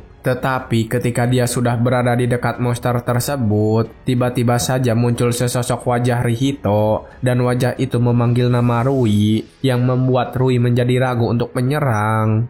Dia menjelaskan jika carrier kelas menengah memiliki kekuatan yang berbeda dari kelas rendah, bahkan itu memiliki sebuah kecerdasan. Melihat Rui yang terancam akan dibunuh oleh monster itu, wakil kapten segera bergerak untuk mendorong Rui menjauh dari jarak serang, dan akhirnya itu membuat wakil kapten menerima serangan yang cukup keras. Melihat wakil kaptennya yang sedang tidak sadarkan diri, Rui segera kembali bersiap dengan pedangnya melawan serangan-serangan yang datang. Namun sekali lagi, monster itu berbicara menggunakan wajah Rihito yang menangis meminta ditolong. Melihat kaptennya yang kesulitan, Seiya kemudian ikut membantu dan menyerang dari belakang. Namun itu membuat monster mengarahkan salah satu sulur untuk menerkam Seiya. Rui yang melihat itu menjadi semakin panik, wajahnya kini sudah pucat. Suhei kemudian segera pergi untuk menolong Seiya dan membantunya. Namun itu sudah terlambat, Seiya saat ini sudah terkontaminasi. Dia sedang mengalami perubahan di dalam tubuhnya. Ketika Suhei sudah berada di dekatnya, Seiya yang telah terinfeksi langsung menggigit, membuat Suhei terkapar di tanah. Ayah yang melihat itu merasa tidak percaya dengan pemandangan di depannya. Dia melihat kedua temannya sudah terinfeksi. Kaito yang melihat kondisi ayah kemudian mencoba mengingatkan jika mereka berdua sudah menjadi terinfeksi. Namun ketika dia akan menolong, monster tersebut menggunakan tentakel untuk menghadang Kaito. Dan karena hal itu, mereka berdua berhasil melukai ayah dan membuatnya menjadi terinfeksi. Sementara saat ini, Rui masih sedang bertarung melawan monster tersebut, tetapi wajah Rihito terus saja muncul. Dia menangis dan mengatakan jika tubuhnya sangat kesakitan. Itulah membuat Rui semakin kehilangan fokus dan merasa tidak tega untuk melukainya. Kemudian anggotanya yang terinfeksi mengambil kesempatan itu untuk membantu menyerang Rui dari belakang. Kali ini Rui benar-benar sudah kehilangan fokus karena melihat semua anggota timnya sudah menjadi terinfeksi. Rui malah menangis dan menutup mata seolah membiarkan dirinya pasrah karena perasaan bersalah. Namun ketika dia melakukan itu, Kaito segera menyelamatkannya dengan menggunakan kekuatan tersembunyi. Kaito membiarkan dirinya digigit oleh semua orang yang sudah terinfeksi. Kaito juga berbicara dengan lantang kepada monster itu. Akulah yang benar-benar ingin kau makan. Kalau begitu, akulah lawanmu. Setelah berhasil menahan serangan mereka semua, Kaito langsung menghempaskan mereka dari sana. Kaito lalu bertanya apakah Rui masih bisa bergerak. Tetapi Rui yang saat ini sudah beberapa kali kehilangan kesadaran hanya diam dan menangisi kesalahan. Kaito yang melihat itu langsung bergerak tanpa ragu. Kaito langsung saja membawa Rui dan mencoba menyelamatkan ke jarak yang aman. Kaito kemudian menurunkan Rui di sebelah wakil kapten. Kaito kemudian meminta tolong kepada Rui untuk mengobati Toraomi. Sementara dia sendiri langsung bergerak kembali ke medan pertempuran. Rui kemudian melihat jam tangan miliknya dan menyadari jika Kaito memakai kekuatan carrier dengan nilai kontaminasi di atas 2000. Sementara itu saat ini, Kaito sedang kebingungan karena dia baik-baik saja meskipun digigit oleh mereka. Dia langsung menjawab pertanyaan itu. Dia mengatakan jika virus yang mereka bawa sangat lemah dan tidak menjadi masalah untuknya. Kaito kemudian langsung menghadapi mereka semua dengan cukup mudah. Tetapi Kaito tidak membunuh mereka dan hanya melumpuhkannya saja. Namun ketika dia sudah membereskan, monster tersebut menggunakan tentakelnya untuk menyerang Kaito. Kaito langsung saja menggunakan sabit dan memotong seluruh tentakel tersebut. Namun sayangnya tentakel yang sudah dipotong bisa kembali menumbuhkan dirinya. juga langsung menyerang Kaito. Kaito kemudian mengabaikan tentakel-tentakel itu dan mencoba untuk langsung menyerang tubuh utama. Namun ketika dia mulai mendekat, tentakel tersebut berubah wujud dan menjadi senjata-senjata yang tajam. Namun meskipun begitu, Kaito tetap berhasil menghindari dan terus memotongnya tanpa henti. Kaito terus saja berlari dan berusaha mendekati tubuh utama, dan karena sudah terbiasa dengan pola serangannya, kali ini Kaito berhasil mendekat. Tanpa ragu dia langsung membelah tubuh utama monster itu. Namun ketika dia berhasil melakukannya, anggota yang lain tiba-tiba langsung bergerak menangkap Kaito dan menghentikan pergerakannya. Mereka semua kemudian mencoba untuk menghentikan Kaito dan membantu temannya. Karena melihat mereka terus mengganggu, Kaito menggunakan kekuatan kirirnya untuk mengikat mereka di pohon agar mereka tidak bisa bergerak dengan bebas. Dia merasa kagum dengan apa yang dilakukan oleh Kaito,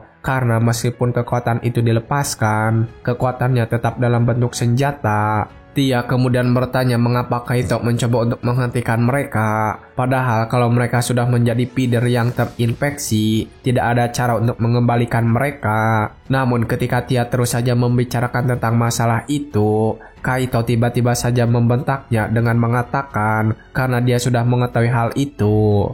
Kaito saat ini sedang dipenuhi emosi yang memuncak. Kemudian Kaito segera berlari dan mencoba untuk mengalahkan tubuh utama monster itu. Namun ketika dia mendekatinya, monster itu langsung menjulurkan tentakelnya dan menusuk semua anggota yang telah diselamatkan Kaito. Kaito bertanya-tanya apakah monster itu menyelamatkan bawahannya. Namun dia mengatakan kalau monster itu sedang memakan mereka. Dalam sekejap tubuh mereka langsung keriput dan seperti kehilangan daging dan darah. Sementara monster dengan tubuh utamanya malah tertawa terbahak-bahak, menikmati semua energi yang dia terima.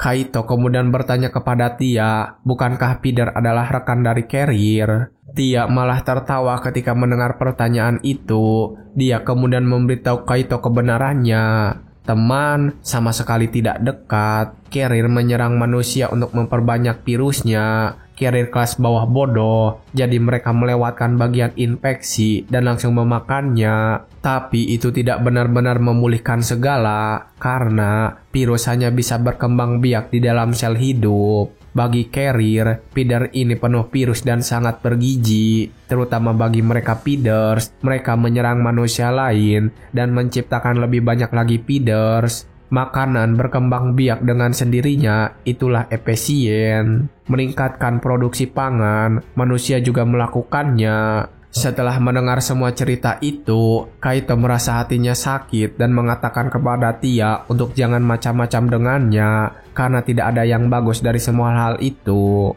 Namun ketika mereka berdua sedang berdebat, tubuh utama monster itu sudah selesai menyerap kekuatannya dan menjadi lebih kuat sekarang. Kaito tidak ingin membiarkan monster tersebut berulah sekali lagi. Dia mengeluarkan sabitnya dan mencoba melawan.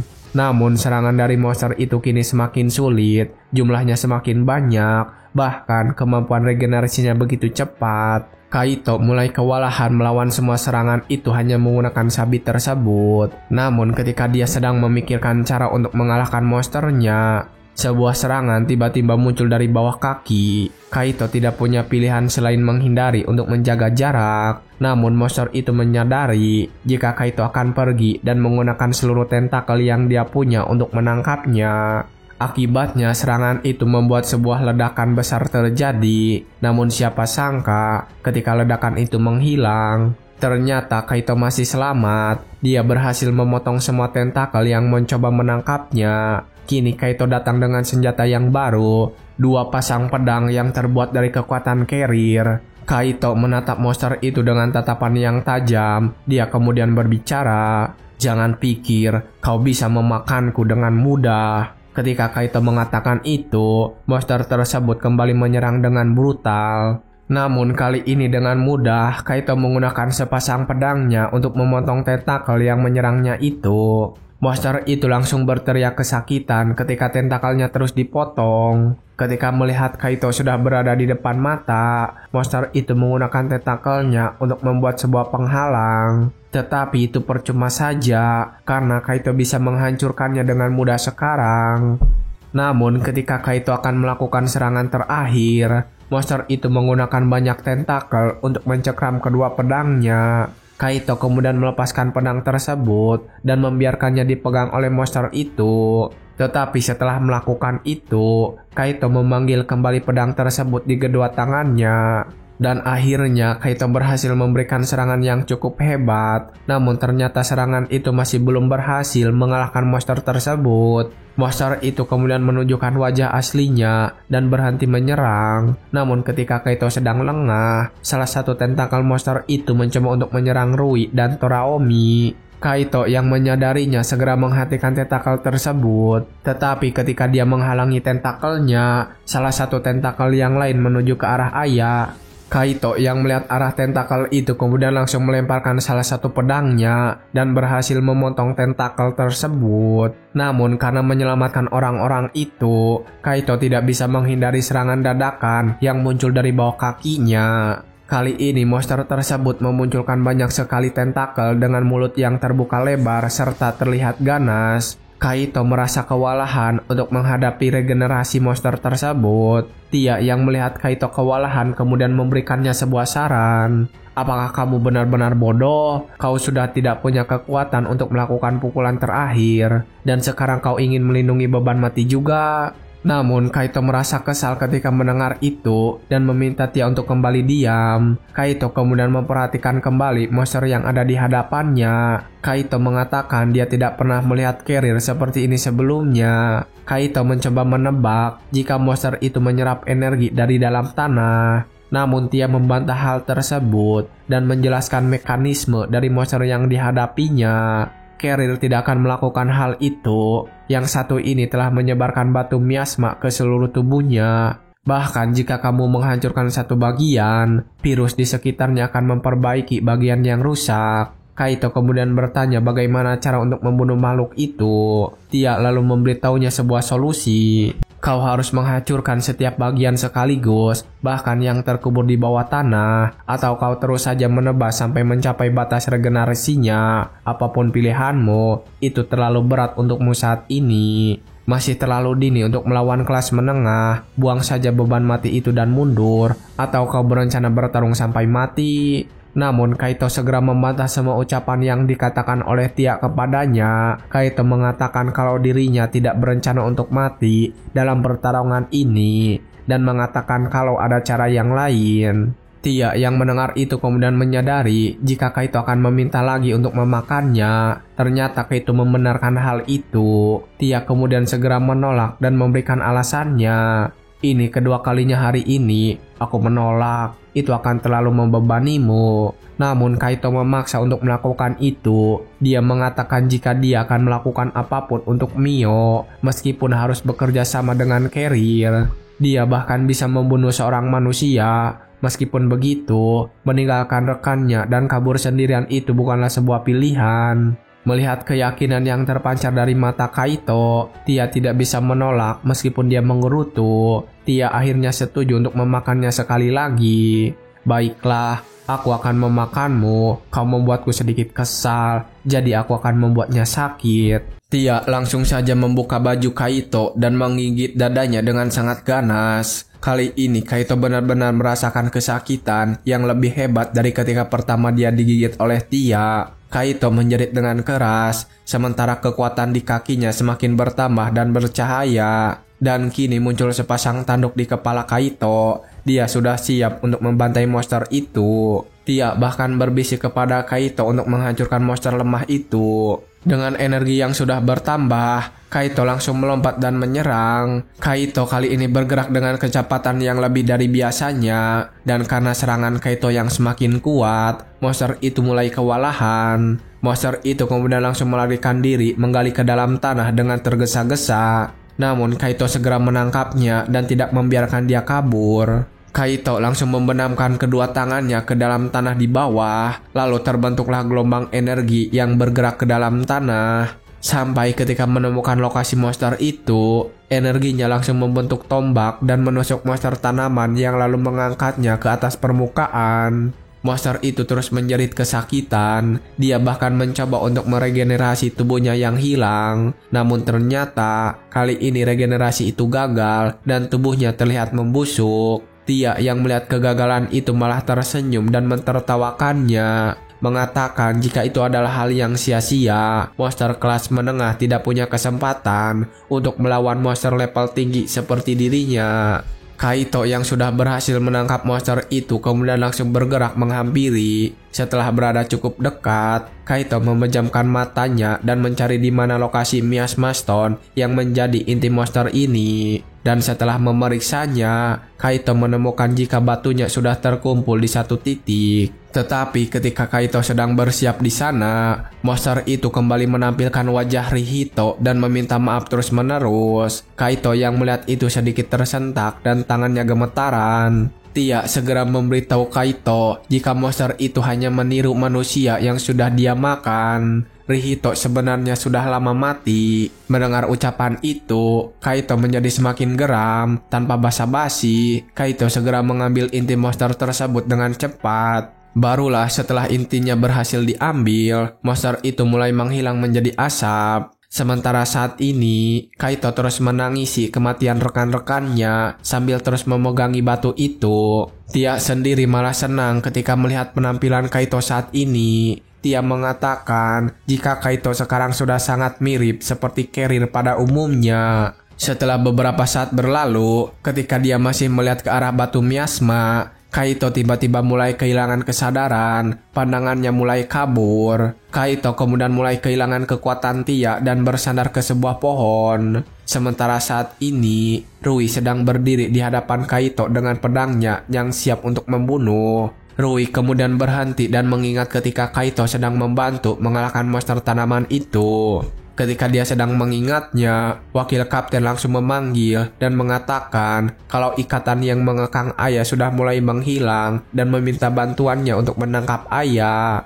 Rui segera menuruti itu dan membantunya. Namun ketika Rui sedang berbalik, Kaito kembali diselimuti oleh kekuatan Tia. Dia mulai bangkit dan kembali berdiri. Namun kali ini, Kaito tiba-tiba bergerak untuk membunuh Rui. Serangan Kaito itu akhirnya menimbulkan sebuah ledakan yang sangat besar. Untungnya, Rui berhasil menghindari itu dan melompat ke atas pohon. Dari sana, Rui bertanya apakah dia masih Saiki Kaito si kelas 6. Namun saat ini, penampilannya sangat berbeda. Kaito benar-benar sudah diselimuti dengan kekuatan Tia sepenuhnya. Dia sudah menyerupai Carrier sepenuhnya. Tia yang ternyata sudah merasuki dan mengendalikan Kaito saat ini kemudian menjawab pertanyaan Rui. Tia mengatakan jika Kaito sedang kelelahan, jadi Tia memaksa mengambil alih tubuhnya. Rui merasa kaget ketika mendengar itu dan bertanya apakah Tia seorang carrier. Tia tersenyum lebar dan menjawab jika dia memanglah carrier dan apakah Rui ada masalah dengan itu. Tia merasa kalau Rui berbeda dengan Mikadono yang bisa menerima Kaito apa adanya. Dia merasakan banyak emosi ketika berhadapan dengan Rui. Rui pun saat ini menunjukkan ekspresi itu di wajahnya. Rui kemudian bertanya lagi kenapa Tia bersarang pada Kaito dan apakah rencana yang dimiliki Tia. Tia kemudian menjelaskan apa yang dilakukan saat ini kepada Kaito. Aku lebih suka menyebutnya hidup berdampingan. Aku menekan gejala infeksi dan memberinya kekuatan untuk melawan. Sebagai imbalannya, aku mendapatkan sedikit rasa. Namun Rui langsung membantah itu, mengatakan jika hidup berdampingan dengan Carrier itu hal yang mustahil. Tia lalu menjawab jika dia tidak peduli dengan ucapannya dan akan segera membunuh Rui karena merupakan ancaman baginya. Meskipun belum berada pada kekuatan penuh, Tia percaya jika dia masih bisa membunuh Rui di sini. Tia kemudian langsung mengeluarkan kekuatannya saat itu juga. Semburan kekuatan itu langsung dirasakan oleh wakil kapten. Rui kemudian segera meminta wakil kapten untuk melindungi ayah yang sedang dikendalikan. Sementara Rui kembali mengecek jam tangan, namun betapa terkejutnya dia karena melihat level kontaminasi yang sangat tinggi. Nilainya mencapai hampir 6.000 kontaminasi, namun Rui tetap maju setelah melihat nilai itu. Ketika menghunus pedangnya untuk melawan Tia, Rui merasa tenang karena Tia sendiri sudah mengakui dirinya carrier dan akan segera memurnikan Tia. Akhirnya mereka berdua langsung beradu serangan di hutan yang luas itu. Ketika mereka sedang bertarung, Kaito mulai sadar dan terbangun. Kaito bertanya-tanya karena melihat Rui yang sedang bertarung. Dia bertanya-tanya dengan siapa Rui sedang bertarung. Apakah dia bertarung denganku? Melihat Kaito yang sudah terbangun, Tia langsung saja memberitahu jika Tia meminjam tubuhnya dan akan menggunakannya untuk membunuh Rui. Tia mengatakan dia melakukan itu karena Rui sendiri yang datang kepadanya dengan niat membunuh. Setelah mengatakan itu semua, Tia langsung menghilang dari sana dan kembali bertarung melawan Rui. Meskipun mencoba untuk menghentikannya, Kaito saat ini tidak bisa melakukan apapun lagi. Dan kembali ke pertarungan mereka, Tia kemudian memprovokasi Rui. Tia mengatakan jika Rui bertarung dengan cukup baik, meskipun beberapa saat sebelumnya Rui terus melamun. Rui semakin kesal ketika mendengar itu dan menusukkan pedangnya dengan kuat. Namun Tia berhasil menangkap pedang itu dengan mudah. Tia mengeluarkan sabit dan menyerang Rui yang sudah terkunci. Namun Rui masih bisa menghindari serangan itu dan melakukan serangan balik. Dan serangan itu berhasil membuat Tia menjatuhkan pedang Rui tersebut. Rui segera mengambil pedangnya dan melembas lengan Tia sampai putus. Rui berpikir untuk mengakhirinya dengan serangan selanjutnya. Namun itu semua salah. Tia mampu kembali menyatukan lengannya yang terputus dan tersenyum senang. Dan sebuah ledakan hebat terjadi. Tia berhasil menghalangi pedang itu dengan sabitnya yang telah diperkuat. Rui dan wakil kapten terkejut ketika melihat Tia yang berhasil menahan pedang Rui dengan mudah. Tia berucap jika dia akan menyerang dengan serius kali ini. Tia langsung meninju Rui dengan keras hingga dia terlempar cukup jauh. Rui yang terbentur ke sebuah pohon berlutut di tanah dan terus batuk. Sebuah kalung pun akhirnya terjatuh di hadapannya. Dan kalung itu memperlihatkan sebuah foto dirinya dengan ayahnya yang dia cintai. Kaito juga melihat foto itu kemudian teringat juga dengan kejadian masa lalunya. Waktu itu, Kaito kecil sedang mengatakan cita-citanya kepada ayahnya yang sedang bekerja. Dia mengatakan jika ingin menjadi seperti ayahnya yang sudah dewasa nanti. Ayahnya yang mendengar itu lalu mengelus kepala Kaito dan memujinya. Hingga suatu saat, Kaito yang sedang menggendong adiknya, sementara ayahnya sedang bertarung melawan carrier di sana. Ayahnya langsung meminta Kaito untuk pergi dan menjaga Mio. Setelah mengatakan itu, ayahnya langsung membawa carrier yang dia lawan untuk terjun ke jurang yang penuh dengan api. Kaito yang masih menggendong adiknya itu hanya bisa berteriak, menyaksikan dari atas sana. Setelah mengingat kembali tentang ayahnya, Kaito tersadar dan menghentikan Tia dari membunuh Rui. Dan berkat itu, serangan Tia berhasil tidak mengenai Rui. Rui sendiri terkejut karena dirinya masih bisa selamat. Dan ketika dia melihat ke arah Kaito, wajahnya mulai muncul. Kaito langsung berteriak kepada Tia dan memintanya berhenti melakukan seenaknya sendirian. Tia terkejut ketika melihat Kaito memaksa dirinya sadar dan menyelamatkan Rui. Tia mengatakan jika Rui adalah seseorang yang menghalangi jalannya. Tia kembali mengungkit soal Kaito yang rela memusnahkan segalanya demi adiknya itu. Namun Kaito segera membantah dengan mengatakan jika Rui tidak sama dengan Goda yang dibunuh waktu itu. Tia kemudian tetap memaksa dan mengatakan kalau Kaito sudah berada di sisi yang sama dengannya. Kaito berteriak dan membantah kalau dirinya masih manusia dan mengatakan jika Tia membunuh rekannya, Kaito tidak akan pernah memaafkan Tia.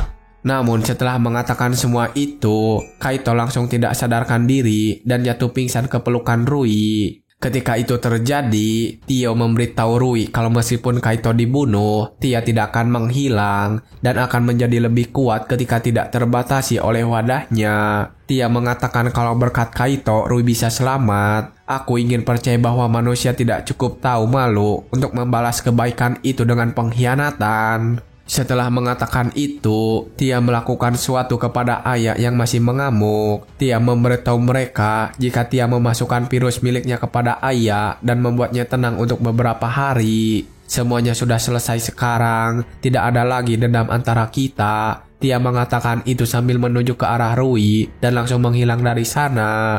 Sementara Rui sendiri saat ini sedih karena kehilangan beberapa anggotanya dan bahkan membuat ayah terinfeksi virus. Beberapa saat kemudian, mungkin satu hari, Kaito akhirnya sadarkan diri. Kaito terkejut ketika melihat Rui, Mikadono, dan bahkan Toraomi yang berada di ruangan itu. Kaito kemudian langsung bertanya bagaimana dengan laporan yang diberikan Mikadono kepada asosiasi pusat. Mikadono mengatakan jika semuanya aman, rahasia Kaito hanya diketahui oleh semua orang yang berada di ruangan ini. Toraomi yang penasaran juga segera berbicara kepada Kaito dengan serius kalau interogasinya akan dimulai.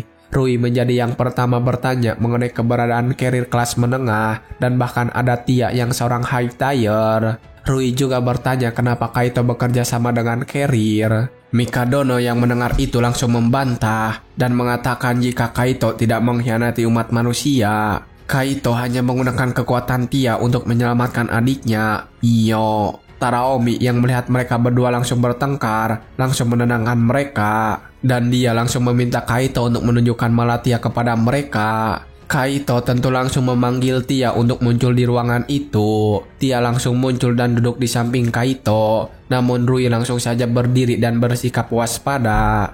Tia yang melihatnya langsung berkata dan mengingatkan Rui, bukankah mereka sudah setuju untuk menghilangkan dendam itu? Toraomi juga setuju dengan Tia dan mengingatkan agar tidak ada pertengkaran di sana. Toraomi kemudian langsung berterima kasih kepada Tia karena sudah membantu menyelamatkan Yagi Aya. Kaito yang mendengar itu kemudian bertanya keadaan Yagi Aya saat ini. Mereka mengatakan jika Yagi Aya sedang dikarantina di fasilitas kesehatan cabang Adachi. Mereka memberikan laporan kepada asosiasi kalau Yagi Aya sudah mati, karena jika mereka menyerahkan Yagi Aya kepada mereka, dia akan dijadikan tumbal penelitian. Toraomi juga kemudian langsung mengatakan jika mereka masih bisa mencari informasi tanpa melakukan itu. Melihat mereka yang seperti masih berharap Yagi Aya akan selamat, dia memberitahu mereka saat itu juga. Tia mengatakan jika Tia tidak tahu cara menyembuhkan mereka yang sudah menjadi feeder, karena jika memaksa terus menyuntikkan virus Tia, itu bisa mengakibatkan kematian hanya dalam 1 bulan. Rui kemudian bertanya apakah Kaito akan bernasib sama seperti Yagi Aya. Tia mengatakan kalau Kaito berbeda, karena Kaito adalah inangnya Tia. Tia akan terus berusaha membuat Kaito tetap hidup. Mikadono kemudian menanyakan hal lain kepada Tia. Dia menanyakan apa tujuan carrier sebenarnya. Kenapa carrier menyerang dunia manusia? Tia mencoba untuk menjawab, namun ketika dia akan berbicara, Tia berhenti karena merasakan sesuatu. Bahkan wajahnya menjadi pucat dan panik. Tia lalu berbicara kepada mereka kalau carrier upper tier sudah datang ke dunia ini. Sementara itu di sebuah kota, petir ungu menyambar di langit dengan hebat dan seorang carrier upper tier akhirnya muncul dari gate yang penuh petir ungu itu. Orang ini langsung mengeluhkan mengapa Malatia, seorang rank 5, belum melaporkan tugasnya sedikit pun. Dan baru saja datang ke sini, orang ini merasa kalau dirinya lapar. Air liurnya menetas ketika melihat manusia yang sedang berjalan di bawah. Dia kemudian berencana untuk memakan mereka sedikit. Orang ini adalah Grand Hit, upper tier carrier, rank keempat. Kaito kemudian bertanya apa yang sebenarnya muncul. Tia langsung menjawab jika yang datang adalah carrier kelas atas. Mendengar itu, semua orang langsung terkejut dan panik sekaligus. Toraomi juga mengatakan kenapa itu terjadi dan tidak terdeteksi oleh detektor di jam tangan mereka. Tia tidak mempedulikan itu dan memberitahu lokasinya sekitar 10 km ke arah yang dia tunjuk. Tia juga mengatakan jika tidak ada reaksi karena virusnya tidak menyebar, bisa dibuktikan dengan adanya Tia di sana. Alat detektor mereka juga tidak bisa mendeteksi Tia. Alat detektor mereka hanya bisa mendeteksi ketika carrier sedang lapar dan lepas kendali. Namun carrier kelas atas tidak akan membiarkan itu terjadi. Rui kemudian memeriksa laporan yang dia terima dan mengatakan kalau di sekitar stasiun Shibuya ada gate yang terbuka. Dan beberapa tim yang ada di sana sedang memeriksanya, namun mereka juga harus datang ke sana. Toraomi mengangguk, lalu bertanya berapa besar kerusakan yang akan ditimbulkan oleh seorang carrier kelas atas. Dia mengatakan jika hanya dalam beberapa hari saja, seluruh Jepang akan habis dimakan olehnya, dan mereka tidak akan bisa menghentikan itu. Namun mereka tidak takut. Toraomi langsung berdiri, mengatakan jika dia harus mendapatkan bonus setelah menyelesaikan ini. Kaito juga tiba-tiba melompat dan mengatakan jika dia ingin membantunya juga. Tetapi tubuhnya langsung linglung ketika berbicara. Rui langsung melarang ikut dan menyuruh untuk beristirahat saja. Rui menegaskan jika itu adalah perintahnya sebagai kapten. Toraomi juga mengatakan kalau sebaiknya berdiam diri di apartemen saja dan beristirahat. Kaito hanya bisa menuruti perkataan mereka dan tidak bisa memberikan bantuan. Sementara ini di lokasi kejadian, Cranhead sudah turun ke jalanan. Dia mencari-cari di mana Malatia berada karena dia tidak bisa merasakan kehadirannya. Cranhead kemudian berjalan dan mencoba menyentuh semua orang yang dia lewati, memegangi bahu mereka, menyentuh bibir mereka, bahkan mengelus pipi seorang pria dan membuatnya merasa terganggu. Cranhead kemudian malah berdiri di tengah jalan dan menatap ke atas sambil terus mencari keberadaan Malatia. Sebuah mobil kemudian berhenti, supirnya langsung keluar dan meminta Cranhead untuk pergi dari sana.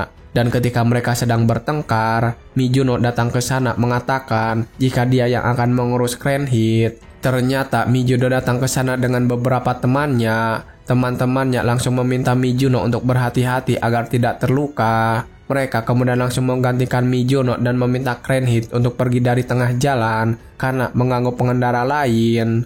Cranhead kemudian menatap mereka dan merasakan kekuatan special immunity dari orang itu. Cranhead yang merasa terganggu dengan kekuatan itu langsung menunjukkan emosinya dan menjulurkan lidahnya seperti akan memakan mereka. Cranhead juga langsung mengeluarkan kekuatan untuk menghadapi mereka semua. Ledakan energi berwarna ungu gelap mengelilingi tubuhnya dan detektor di antara manusia langsung berbunyi dengan sangat keras. Ketika mereka melihatnya, mereka terkejut dengan nilai kontaminasi yang ditunjukkan. Nilainya sekitar 36.000.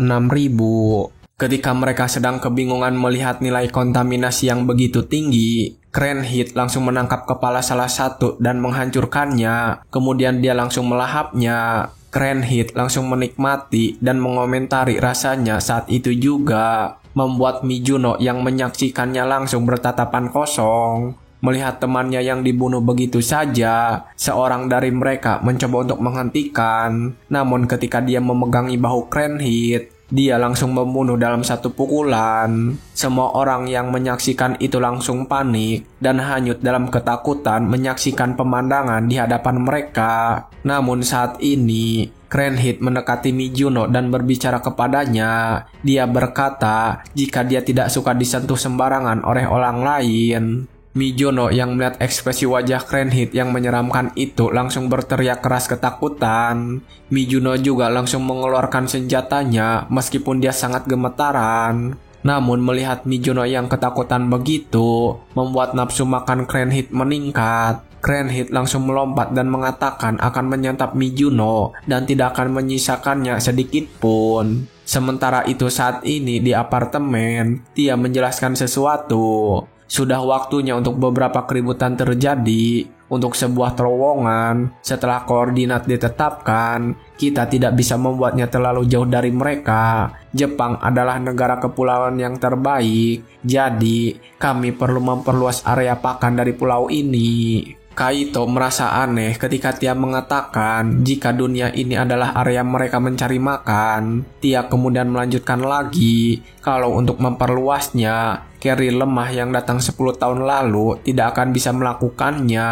Carrier kelas atas biasanya sabar, tapi sudah saatnya bagi manusia biasa yang sombong itu untuk mati. Kembali ke lokasi kekacauan, Cranhead sudah mulai menginfeksi Mijuno dengan virus miliknya. Cranhead juga mengatakan jika dia akan memulainya sekarang, mulai menyebarkan benih yang sudah dia tanam. Ternyata Cranhead menyimpan benih virus kepada orang-orang yang sudah dia sentuh dari awal. Dan ketika Cranhead menjentikan jarinya, virus itu langsung aktif dan mengubah mereka menjadi feeder. Para feeder langsung membuat kekacauan di tempat mereka. Wanita yang bersama pacarnya langsung menyerang pacarnya dan mulai melukai orang lain. Pria yang berada di dalam taksi juga langsung memaksa si supir, dan taksi itu menabrak sebuah mobil besar dan membuat ledakan yang sangat besar. Dan dari ledakan itu muncul banyak feeder yang berkeliaran. Sementara Cranhead sendiri malah tersenyum puas, mengatakan jika dia akan memulai perluasan area pakan dan menunggu mangsa yang lebih besar datang.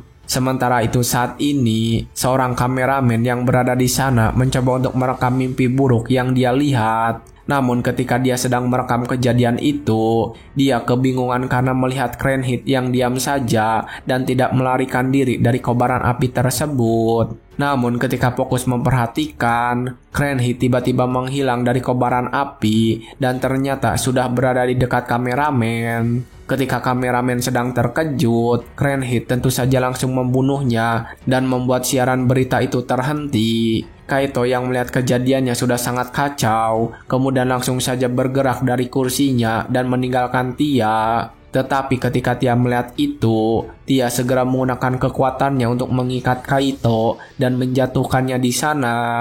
Namun karena melihat lawannya adalah Cranhead yang peringkatnya di atasnya, Tia mengatakan tidak ada kesempatan baginya untuk menang. Kaito tetap saja bersikeras ingin menghabisinya dengan mengatakan akan bekerja sama bersama teman-temannya. Tia lalu sekali lagi menjelaskan jika Kaito ikut campur bersama mereka, Cranhead akan menyadari keberadaan Tia dan hal itu akan sangat merepotkan. Kaito juga mengatakan jika kerepotan itu tidak sebanding dengan orang-orang yang mati di luar sana. Tia juga mengatakan hal yang sama kepada Kaito. Tia dengan wajah serius mengatakan jika nyawa para manusia tidak ada hubungannya dengan para carrier. Kaito semakin kesal ketika mendengar itu, dan ketika mereka sedang dalam keadaan tegang, ponsel milik Kaito tiba-tiba berdering sangat keras. Dari telepon itu, Rui kemudian menjelaskan situasinya. Dia mengatakan jika di lokasi saat ini sudah banyak warga sipil yang berubah menjadi feeder. Mereka bertanya apakah para warga itu bisa diselamatkan dan ditahan seperti yang terjadi pada Yagi Aya. Tia langsung saja menjawab pertanyaan itu dan menjelaskan masalahnya. Tidak mungkin bisa, aku tidak bermaksud jahat. Sebuah virus pada dasarnya menyebar dengan menghancurkan sel yang terinfeksi. Untuk menghentikan proses itu, perlu ada selisih kekuatan yang luar biasa. Kalau tidak itu mustahil. Rui kemudian langsung menutup panggilan itu dengan wajah yang kecewa. Sementara Mikadono segera menghubungi pemimpin mereka dan bertanya tentang bantuan yang akan dikirim. Kujuko Jukei lalu mengatakan jika beberapa pangkalan yang berada di sekitar sedang bergerak menuju lokasi. Setelah mendengar kabar bahwa bantuan sedang bergerak, Mikadono melaporkan kepada pemimpinnya jika semua orang sudah menjadi feeder dan mau tidak mau, mereka harus dihabisi. Namun Kujuki Jukei meminta Mikadono untuk jangan melakukan itu dulu karena pihaknya belum merilis apapun ke media. Dan jika dia melakukannya, maka itu akan disebut sebagai pembunuhan oleh asosiasi. Mikadono meminta penjelasan untuk langkah selanjutnya. Namun Jukei yang mengatakan tidak boleh bertindak sebelum JSDF datang ke sana. Setelah mendapatkan laporan itu, Mikadono dan teman-temannya akhirnya terpaksa untuk menerima perintah tersebut. Dan setelah pengumuman itu selesai, Mikadono akan segera menghampiri Cranhead, sementara dia meminta mereka berdua untuk mengamankan para feeder. Sementara saat ini di lokasi kekacauan, terlihat para feeder yang sedang terbakar menyebar ke sana kemari. Lalu di tengah-tengahnya, Cranhead sedang memperhatikan perkembangan mereka yang dianggap lambat. Bertepatan dengan itu, tentara berbaju oranye loreng dari JSDF akhirnya datang dan langsung mencoba untuk mengepung Cranhead. Mereka langsung mencoba segala cara untuk mengamankan situasi di sana. Mereka bahkan mencoba menggunakan jaring untuk menangkap para feeder yang sedang berkeliaran. Mereka bekerja sama untuk bertahan dan menyerang para feeder. Sementara saat ini, Cranhead yang melihat kedatangan tentara itu merasa terganggu dan merasa mereka membuang banyak waktu miliknya. Dan karena penasaran itu, Cranhead mengeluarkan beberapa monster menggunakan kekuatannya. Monster-monster itu langsung menyerbu para tentara dengan ganas. Sementara para tentara terkejut karena mereka berhadapan langsung dengan carrier. Mereka semua mencoba untuk menembaki monster yang mendatangi mereka. Namun ternyata peluru yang mereka miliki tidak berefek apapun dan malah terpantul. Mereka mulai panik ketika menyadari senjata milik mereka tidak berguna. Dan tepat ketika para monster semakin mendekat, Mikadono akhirnya sampai di sana dan langsung membantu untuk membantai para carrier yang berusaha dipanggil. Dalam sekali serangan, Mikadono berhasil menyapu habis mereka semua. Dan setelah menyapu habis mereka semua, Mikadono segera berdiri dan berbicara kepada Cranhead. Mikadono mengatakan jika tujuannya adalah untuk menyebarkan virus yang tidak perlu, Mikadono akan segera memurnikan Cranhead dengan pedang miliknya. Namun bukannya merasa terancam, Cranhead malah terlihat senang dan mengatakan jika mendapatkan satu mangsa yang menarik perhatian. Mikadono kemudian meminta kepada tentara untuk mengevakuasi seluruh warga sipil di area terdekat. Sementara dirinya yang akan menghadapi Cranhead melihat rencana yang diberikan oleh Mikadono yang langsung menyadarinya sebagai carrier. Cranhead menjadi curiga dan bertanya kepada Mikadono. Cranhead bertanya apakah Mikadono pernah bertemu dengan makhluk yang sama seperti dirinya. Tetapi Mikadono mengatakan jika dia tidak ingin mengobrol bersamanya dan langsung saja menyerang dengan pedang miliknya.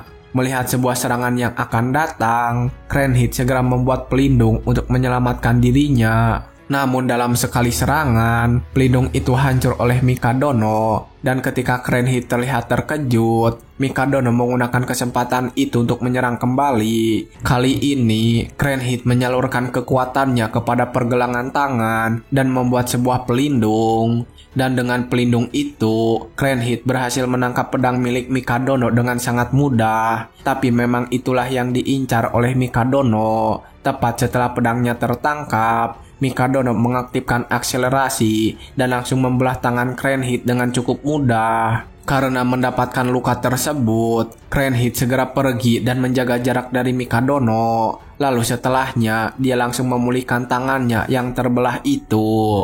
Setelah lengannya sembuh, Cranhead bergerak dengan sangat cepat. Dia langsung bergerak ke belakang Mikadono dan mencoba untuk mencekiknya. Cranhead berbisik jika sudah saatnya bagi Mikadono untuk terinfeksi virusnya. Mikadono yang mendengar itu mengatakan menolak untuk terinfeksi dan menyebarkan kekuatannya ke seluruh tubuhnya. Berkat pancaran kekuatan itu, Cranhead mulai terbakar di area wajah. Ternyata bukan hanya wajahnya, sebagian tubuh sebelah kanan milik Cranhead ternyata ikut terbakar. Menyadari dirinya bisa terluka karena pancaran cahaya itu, Cranhead sekali lagi langsung menjaga jarak. Namun kali ini, Mikadono tidak membiarkannya dan mencoba untuk mengejar. Akhirnya pertarungan pun tidak bisa dihindari. Mereka berdua saling beradu serangan sambil terus bergerak dengan cukup cepat. Tetapi tetap saja, luka-luka yang diberikan oleh Mikadono berhasil disembuhkan dengan cepat oleh Cranhead. Namun Mikadono percaya jika kemampuan regenerasinya memiliki batas tertentu. Mikadono mengatakan jika akan menghabisinya dalam satu kali serangan saja.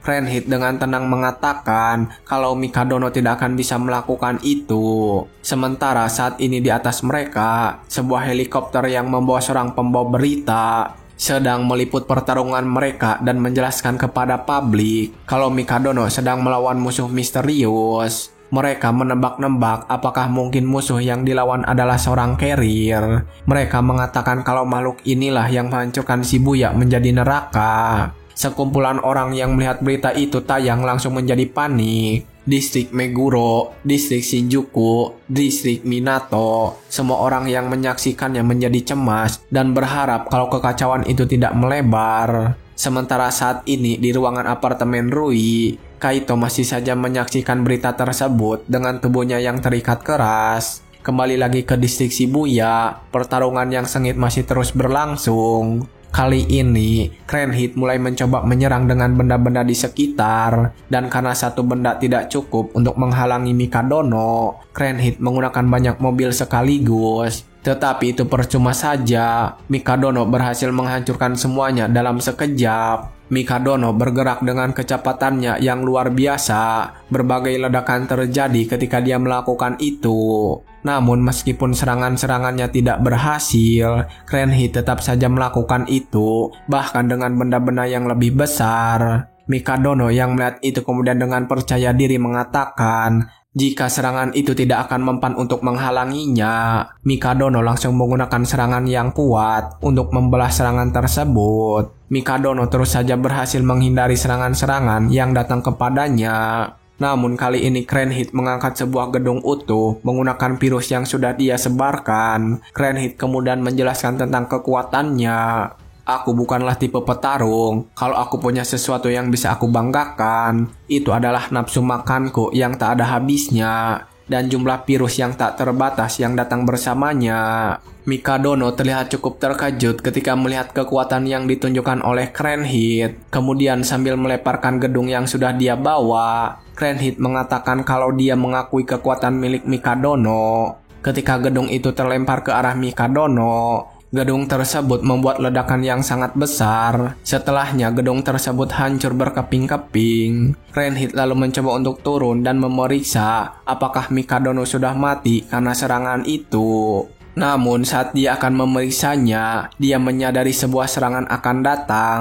Dan benar saja, Mikadono terbang menerobos reruntuhan gedung tersebut. Ketika melihat Mikadono yang masih selamat, pembawa acara berita merasa lega, dan itu pun berlaku dengan para penonton yang menyaksikannya. Mereka merasa bahagia ketika melihat pahlawan mereka masih hidup. Mikadono kemudian langsung mencoba kembali menyerang Cranhead dengan kekuatan yang tersisa. Cranhead yang melihatnya kemudian mengatakan jika Mikadono adalah orang yang gigih. Mikadono sendiri terus saja menyerang dengan kecepatan penuh. Mikadono mengatakan kalau kekuatan yang dia tunjukkan sejauh ini bahkan belum setengah dari kekuatannya yang sebenarnya. Namun meskipun mencoba menyerang dengan kekuatan kali ini, Mikadono tidak menyangka jika pedangnya tidak berhasil menggores tubuh Cranhead yang tiba-tiba menjadi keras. Cranhead yang bersiap untuk melakukan serangan balasan kemudian mengatakan kalau ini semua kebetulan karena Cranhead juga belum menunjukkan kemampuan sepenuhnya.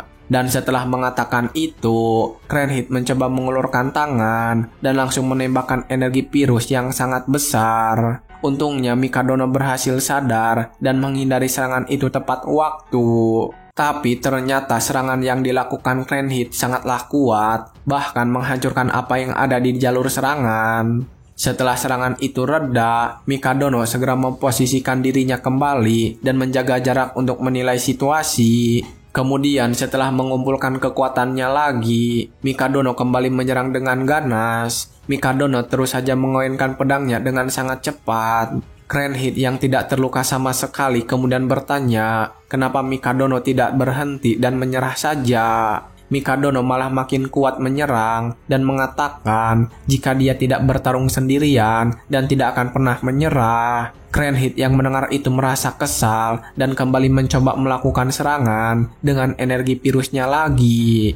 Mikadono yang menyadari jika akan ada serangan berikutnya segera membuat penghalang dengan pedang miliknya. Dan benar saja, gelombang energi virus menghantam pedang miliknya. Cranhead yang melihat itu kemudian mengatakan akan menghancurkan Mikadono di sini dan saat ini juga.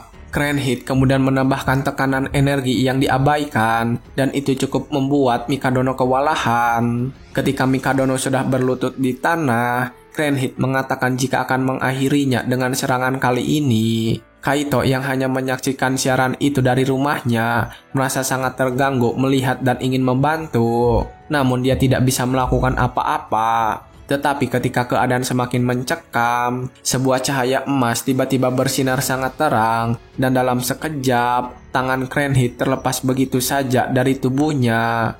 Bahkan itu tidak bisa beregenerasi. Cranhead juga tidak bisa menebak serangan yang datang kepadanya. Dan ternyata itu adalah serangan dari Nagato Rui. Rui yang baru saja datang ke sana bertanya apakah Mikadono sedang berada dalam masalah besar. Mikadono mengatakan jika dirinya hanya ingin memberikan kesempatan untuk Rui menunjukkan kekuatannya. Dan tepat ketika itu terjadi, jam tangan milik Mikadono berbunyi. Ternyata itu adalah laporan dari para tentara yang sudah berhasil mengevakuasi semua warga. Mikadono berterima kasih atas kabar baik yang datang itu. Sementara saat ini, Cranhead sedang bertanya-tanya kepada Rui apakah dirinya adalah manusia yang paling kuat yang berada di sini.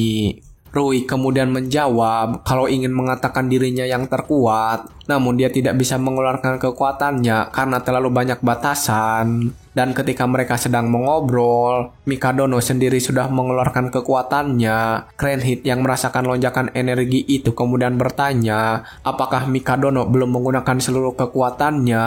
Dengan tatapan yang penuh emosi, Mikadono berkata jika dia sudah mengatakannya dengan jelas dari tadi. Melihat keadaan yang semakin buruk, Cranhead segera memanggil monster-monster dengan kekuatannya. Namun monster yang dipanggil dalam sekejap langsung dibunuh oleh Rui. Mikadono berterima kasih atas bantuan Rui itu. Dan setelah semua gangguan menghilang, Mikadono benar-benar mengeluarkan kekuatannya. Mikadono melompat dari tempatnya dan langsung menghantam Cranhead dengan kekuatan penuh. Ledakan cahaya yang begitu terang langsung muncul di lokasi, meliputi semua kota yang ada di sana.